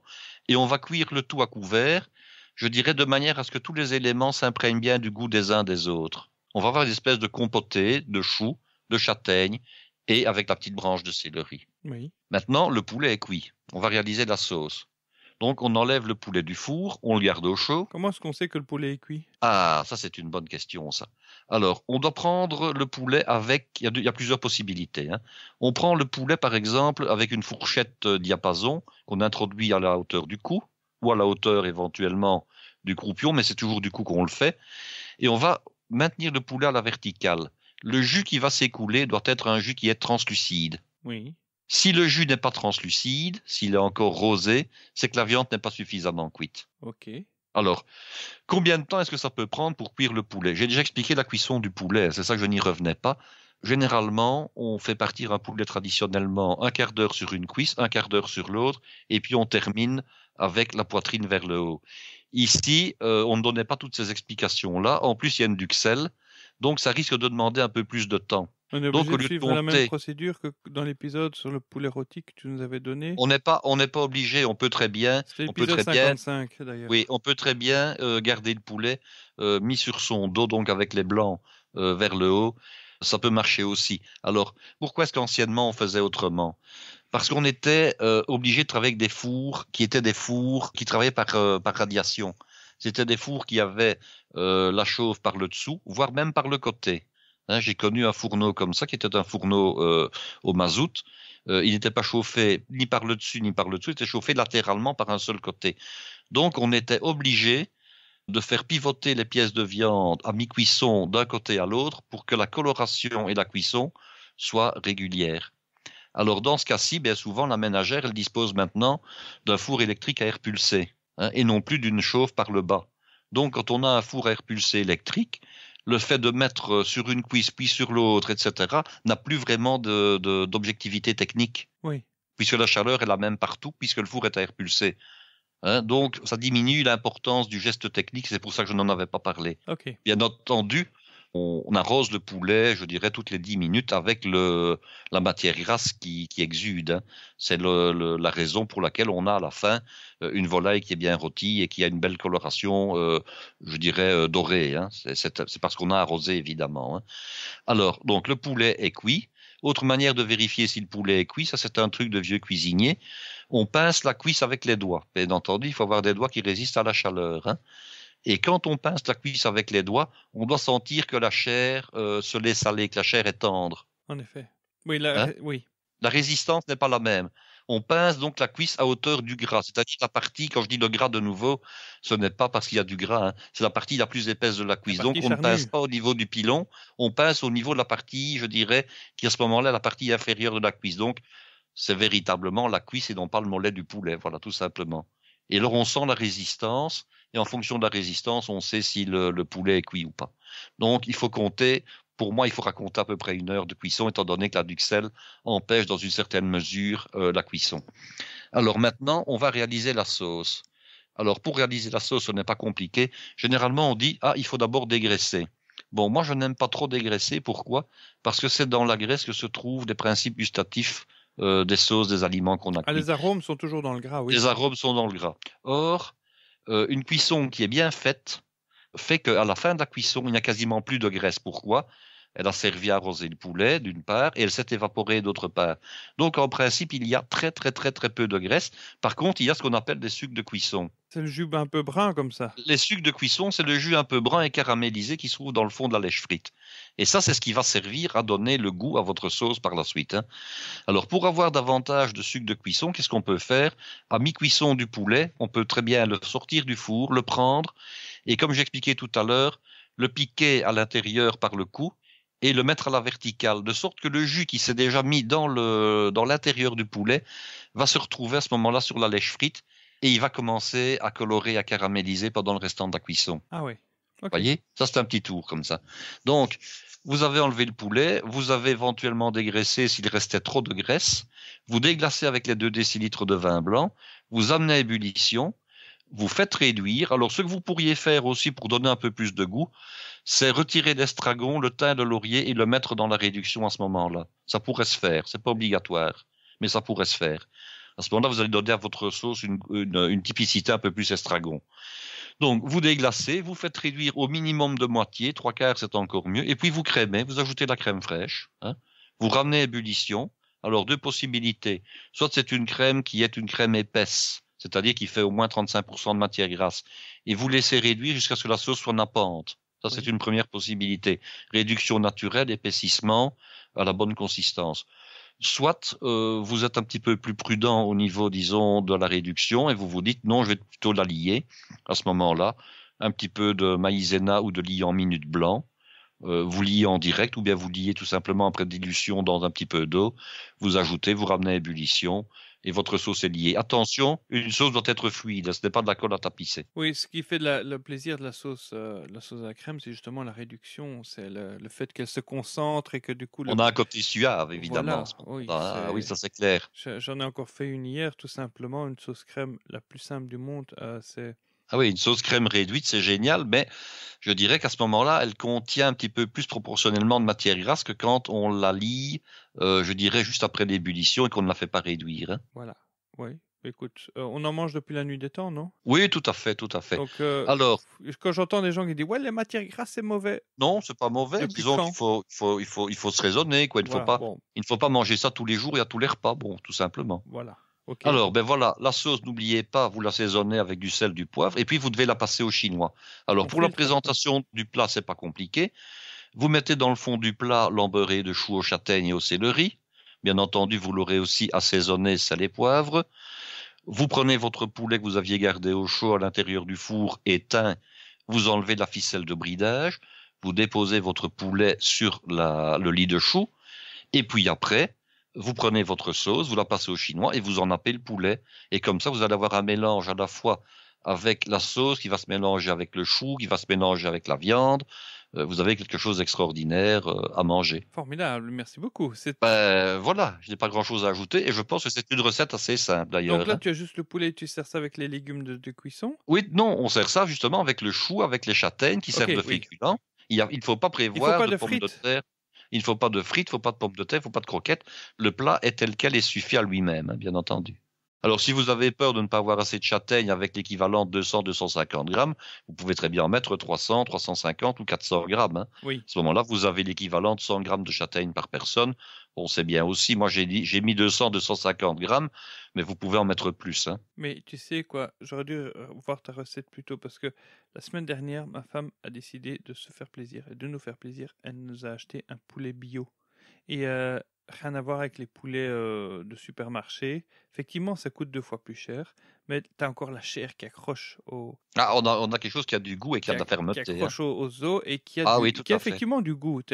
Je me dis, allez, je vais faire un test, je vais mettre très peu d'épices autour, les fameuses épices pour poulet rôti. Oui. Et je regrette pas parce que finalement, le poulet avait un goût en lui, un goût de bête qui a couru comme ça. Et je me dis finalement, là, elle a acheté le poulet cru au prix d'un poulet que tu achètes déjà cuit. Donc finalement, la différence de prix n'est pas excessivement énorme pour quelque chose qui n'a pas d'antibiotiques dedans, qui n'a pas de pesticides, qui est en tout cas labellisé tel quel. En tout cas, ça avait déjà du goût. Et puis, je rappelle quand même quelque chose. On est habitué actuellement à manger énormément de viande. Donc, on préfère bien souvent acheter beaucoup de viande, pas trop chère, mais de qualité, on va dire, plus que très moyenne quelquefois, alors qu'il vaudrait mieux manger un tout petit peu moins de viande en quantité, mais acheter des produits qui en valent davantage la peine, qui sont peut-être certes un peu plus chers, mais dont on est certain soit de l'origine, soit de l'état sanitaire, soit de la qualité intrinsèquement de point de vue gustatif. On n'est pas obligé de manger 300 grammes de viande par repas pour être heureux. Ni pour les besoins physiologiques, en mangeant un rien plus que 100 grammes, je sais que ça fait pas beaucoup, mais en mangeant 150 grammes de viande, je dirais par personne et par repas, c'est largement suffisant, on n'a pas besoin d'en manger davantage. Tout à fait. En tout cas, voilà, je sens que cette recette va m'inspirer. Je parie que vous allez me demander qu'est-ce qu'on peut boire avec ça. J'osais même pas le demander. Ah, voilà. Ben, il y a plusieurs possibilités. Ça dépend un petit peu du type de vin qu'on a utilisé en fait. Alors moi j'ai dit ici qu'on mette un vin blanc sec parce que c'est une préparation avec du chou, des châtaignes, il y a de la duxelle. Je vois mal mettre un vin, je dirais un vin liquoreux par exemple. Je ne vois pas du tout un petit vin de la Loire. L'intérêt. Par contre, effectivement, voilà, soit un vin blanc de la Loire, et souvent les vins de Loire sont réputés en blanc, ils sont d'ailleurs, selon mon principe en tout cas, supérieurs en blanc plutôt qu'en rouge. Ça, c'est vraiment mon principe. Donc, un vin de Loire qui n'est pas toujours trop sec, donc ça pourrait marcher. Ne prenez pas un gros plan du pays nantais, prenez plutôt un vin de la Loire moyenne. Il y en a toute une série dont je ne vais pas donner de nom ici. Éventuellement un Bourgogne blanc, éventuellement un Mâcon. N'oublions pas que Paul Bocuse travaillait énormément les produits du terroir. C'était un amoureux du Beaujolais. Et le Mâconnais est la région qui se trouve juste à côté du Beaujolais. Donc, vous trouverez éventuellement des Beaujolais blancs, ça existe. Mais vous trouverez également des Mâcons qui ne sont pas loin. Il y a également les vins de la côte chalonnaise qui est toujours là-bas tout près en Bourgogne et qui ont des bons vins blancs. Vous trouvez également des vins blancs du côté des côtes du Rhône. Il y a des vins blancs dans la région de l'Ain qui était vraiment là, la région à côté du Lyonnais. Il y a également les côtes des coteaux du Lyonnais qui produisent du vin. Mais je dirais qu'un vin blanc sec, sans être trop sec, convient parfaitement. Et on utilisera de préférence en accompagnement pour le boire le même vin que celui qui a servi à réaliser la préparation. Bon, si tu dois donner un cépage pour ceux qui ne sont pas dans un pays où ils ont accès facilement... Il y a actuellement, bien sûr, le grand cépage est à la mode dans quasiment tous les pays et qu'on plante partout. Et c'est ce qu'on appelle le cépage Coca-Cola. Désolé de le dire chardonnay? comme ça. C'est le chardonnay. Bon, et moi je dois reconnaître quand même que j'aime beaucoup le chardonnay parce que c'est un vin blanc qui est très facile d'approche, qui n'est pas trop sec, qui est très goulayant, qui est très plaisant. Il faut reconnaître que bon, en plus, le chardonnay c'est le grand cépage blanc de la Bourgogne non plus. Hein, c'est celui qu'on va trouver là-bas. Donc on ne peut pas se tromper avec un chardonnay. Avec un chardonnay, on ne se trompe pas. Et si d'aventure, on n'utilise pas un vin français, parce que nous avons, comme on l'a déjà dit, des auditeurs qui sont... La moitié de nos auditeurs sont hors France. Aux États-Unis, qui sont au Japon, qui sont en Australie, qui sont en Amérique du Sud. Forcément, en Australie, il y a du chardonnay. En Afrique du Sud, il y a du chardonnay. En Argentine, il y a du chardonnay. En Californie, il y a du chardonnay. Donc le chardonnay est un cépage, quel que soit, je dirais, l'origine géographique du vin, est un vin qui va convenir. Hein. Consommer local. Consommons local, voilà. D'ailleurs, de très beaux chardonnays dans les pays, disons, hors France. Hein. Il y a de très beaux chardonnays au Chili, il y a très beaux chardonnays en Nouvelle-Zélande, enfin voilà. Oui, ben, je suis dans un pays justement où les vins français ne sont pas majoritaires dans le rayon des vins et je dois avouer que c'était une grande découverte. C'est une agréable surprise.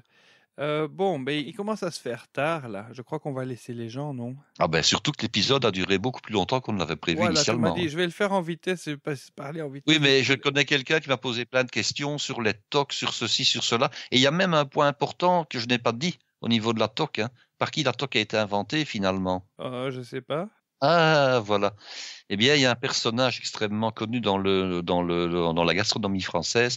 C'est le fameux Brillat-Savarin qui a d'ailleurs donné son nom à un fromage. Hein. Brillat-Savarin. Eh bien, il paraîtrait que c'est Brillat-Savarin qui, je pense, d'après ce que j'ai vu en 1821, aurait inventé la toque droite des cuisiniers. C'est le premier toqué alors. On pourrait le dire comme ça. Je ne sais même pas s'il en a porté parce que Brillat-Savarin, c'était quelqu'un qui était plutôt un gastronome plutôt qu'un professionnel. Okay. Hein. C'était un très grand gastronome d'ailleurs, Brillat-Savarin. Et comment ça se fait d'où vient l'expression d'être toqué pour dire que quelqu'un qui est un petit peu... Un petit peu sur le doux, comme on dit. Voilà. Ben, parce que peut-être que l'aspect extérieur de certains grands chefs au niveau de leur comportement, de leur réaction à fleur de peau, ont peut-être à certains moments passé pour fous peut-être, ou pour déranger.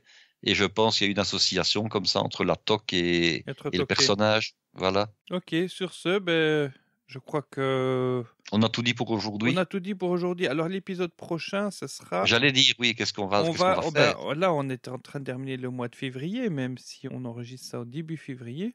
L'épisode prochain, d'après mon calendrier, ce sera au mois de mars. Alors début mars, on va essayer de coller un petit peu aux événements et essayer de trouver des sujets inédits sur lesquels on n'a pas encore parlé. Je vois qu'il y a la journée de la femme le 8 mars et la Saint-Patrick le 17 mars. Saint-Patrick qui est la fête nationale la plus célébrée dans le monde. Pour ceux qui ne savent pas, c'est le saint patron de l'Irlande. Alors, qu'est-ce que ça t'inspire, ça ? Ah ben ça m'inspire plein de choses. D'abord, au niveau de la journée de la femme, j'ai envie de faire un épisode où on va parler de toutes les appellations de cuisine, aussi bien entrée, potage, plat, dessert, où on évoque le nom d'une femme. Hein. Alors, pour vous donner un petit peu l'eau à la bouche, excusez-moi, c'était un lapsus non révélateur. Vous avez la fameuse entrecôte Rachel, vous avez les poires Belle-Hélène, vous avez la crêpe Suzette. Tout ça, c'est des noms de femmes. Vous avez la coupe, oui, tout à fait. Vous avez la coupe Melba. Je ne cite que quelques noms comme ça. Hein. Et vous avez comme ça, non pas 1, 2, 3, 10 ou 20, vous avez des dizaines, voire même des centaines d'appellations où une femme est mise à l'honneur. Alors parfois, ce sont des femmes, virtuelles. Hein. Bon, la Belle Hélène, évidemment, ça fait référence à un opéra, une opérette plutôt d'Offenbach.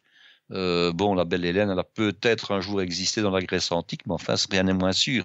Donc, ce sont parfois des appellations de personnages virtuels, mais quelquefois, ce sont des appellations de personnages qui ont réellement existé et qui souvent étaient des femmes qui étaient mises à l'honneur, et tout en étant originaires du spectacle, du milieu du théâtre ou du milieu de la variété de l'époque. C'était des vedettes, quoi. C'était des vedettes de l'époque. Bon, quand on dit maintenant qu'il y a une crêpe Mireille Mathieu, Mireille Mathieu est une personnalité du spectacle, du vedettariat, et on lui a un jour donné le nom d'une crêpe, voilà. Oui, mais ça se fait plus ça de nos jours. Les vedettes de nos jours n'ont plus de... Ça se fait de moins en moins, Oui. Parce qu'on se plaint que la cuisine, c'est quand même un milieu très machiste, avec beaucoup d'hommes. Tu as parlé de la brigade des cuisines récemment. C'est vrai, des milieux où il y a très peu de femmes. La cuisine de femmes est plutôt plutôt la cuisine ménagère. Et je sais qu'il y a un monde dans les écoles hôtelières, ça a l'air très machiste parce que oui, je sais ce que tu vas dire. La cuisine professionnelle et la cuisine de la ménagère de moins de 50 ans. Mais finalement, même si elle est très absente dans les gens qui exécutent, dans les recettes et dans les plats qui rendent hommage aux femmes, quelle est la proportion vis-à-vis des plats qui rendent hommage aux hommes? T'en connais beaucoup, toi? Je dirais qu'il y a oui, j'en connais, mais il y a les hommes auxquels on rendait hommage, c'était surtout des hommes de la politique ou de l'armée, par exemple. Ah oui. Ça, c'était bon. Il existait également des hommes qui venaient du milieu du spectacle, mais c'était quand même plutôt les femmes. Mais ça existe. Il y a des préparations. Souvent, allez, je prends un exemple. Une préparation dite Nemours. Elle fait référence au duc de Nemours qui, si mes souvenirs sont bons, était un des fils du roi de France Louis-Philippe. Voilà, ça c'est ce que j'ai en tête. Il y a toute une série, Rossini, le tourne-dos Rossini, c'est un tourne-dos qui porte le nom du fameux chef d'orchestre et compositeur. Voilà. Finalement, les femmes sont très présentes en cuisine, mais plutôt sur la carte. Sur la carte. Alors, il y a une raison à cela, il y a plusieurs raisons à cela, mais on en reparlera peut-être la fois prochaine, peut-être plus en détail. Voilà. C'est que les femmes étaient un petit peu interdites de cuisine à une époque. Donc, tu veux dire qu'il y a une époque où la place de la femme n'était pas dans la cuisine? Tout simplement pour des raisons d'abord de timing, de difficulté du travail, de rudesse du travail. Et alors, on accusait les femmes à certaines périodes de faire tourner toutes les préparations. En plus de faire tourner les têtes. Oui, exactement. Voilà. Oui, ça c'était aussi un point important. C'est que bien souvent, quand les femmes intégraient une brigade, à l'époque elles ne le faisaient pas puisque ça n'était pas prévu, mais on aurait mis le chien dans les poules, si on peut dire. Donc voilà, c'était plutôt la chienne dans les coques, on va dire. Donc voilà, on évitait les problèmes. Donc c'était un milieu qui était très très machiste, qui était très masculin, de par sa dureté d'une part, et pour éviter les soucis. Ça n'empêche que justement, ça lui arrive de rendre hommage aux femmes et on va le faire. On va le faire la fois prochaine. Voilà, juste avant la journée de la femme. Et puis pour la Saint-Patrick, nous évoquerons toute une série de plats qui peuvent être servis à la Saint-Patrick. Malheureusement, nous n'aurons pas l'occasion de donner beaucoup de recettes, étant donné que la Saint-Patrick arrivera très rapidement après l'émission. Combien de recettes? J'en ai bien trouvé une vingtaine sans aucun problème. Et tu voulais toutes les faire? Ah non, on aurait pu en faire 3 ou 4, mais on en reparlera plus tard, parce qu'on peut très bien donner des recettes, disons, typiquement irlandaises, sur le courant de l'année, sur le long terme, de même que des recettes qui rendent hommage aux femmes. Je peux en donner par la suite on peut faire... tout au long de l'année. Oui, on pourrait faire quasiment un podcast qui parle on pourrait faire un podcast que de ça. De ça. Tout à fait. Donc là, on va essayer de résumer ça en 2 épisodes. Je ne sais pas si ça va être court, mais en tout cas, ça va être intéressant. Et Guy va encore nous amener toutes des choses. Encore nous apprendre des choses. En tout cas, moi, j'ai appris beaucoup de choses dans cet épisode. J'espère que vous l'avez apprécié autant que moi. Merci en tout cas d'avoir passé ce moment en notre compagnie. C'était bien, Guy? Ah je pense, j'espère en tout cas. Moi j'aime bien passer du temps avec l'auditeur. J'espère qu'on aura des likes. J'espère qu'on aura des likes cette fois-ci comme ça. Alors comment les liker? Vous pouvez aller mettre des étoiles sur notre page Facebook. Jusqu'à présent on n'a eu que des 5 étoiles, donc merci. Allez mettre un avis, mettre un commentaire aussi sur la page Facebook, sur iTunes aussi ça marche bien. Ça nous fait plaisir parce que justement ça nous aide dans les classements comme le classement Podcastéo où on est rentré au mois de janvier, 36e place je crois de mémoire, et puis on a diminué au mois de février parce qu'on n'a pas assez de likes. Bon après, l'important c'est de participer, comme diraient les perdants. Sinon vous pouvez aussi également faire comme déjà 2 personnes au moment où on enregistre, aller apporter votre petite contribution à la production et ainsi permettre à ce podcast de vivre sur la page Tipeee, tipeee.com/parler-cuisine-podcast. Vous verrez qu'il y a déjà des gens qui se sont inscrits. Vous avez vu plusieurs niveaux et à partir d'€1, vous pouvez soutenir ce podcast et le rendre, périn. Voilà, je crois que tout est dit. Donc si vous avez une question, n'hésitez pas à nous l'envoyer. Il y a trop peu de gens qui nous envoient des questions. Ou tout simplement, vous voulez nous dire bonjour, nous faire une suggestion, donner votre avis. Et si vous nous détestez et que vous écoutez encore, vous pouvez nous envoyer vos injures à question@parlercuisine.com. C'est notre adresse email ouverte à tous. Le chef Guy est accessible. Et c'est moi qui filtre. Je regarde, je lis, puis je lui envoie généralement. Je lui envoie tout ce qu'on reçoit. Il est très content. Et le site internet c'est parlercuisine.com. C'est parler à l'infinitif parce que j'ai vu des gens qui ont essayé de mettre. J'ai enregistré plusieurs noms de domaines qui disent parce qu'on peut mettre parler participe passé. Il y a des gens comme ça qui ont été taper ça pour essayer de parvenir. Sinon vous tapez podcast de cuisine sur Google, on est en première page. Voilà. Merci de votre fidélité, c'était très agréable de passer ce moment en votre compagnie et je vous dis à la semaine prochaine. Au revoir. À bientôt.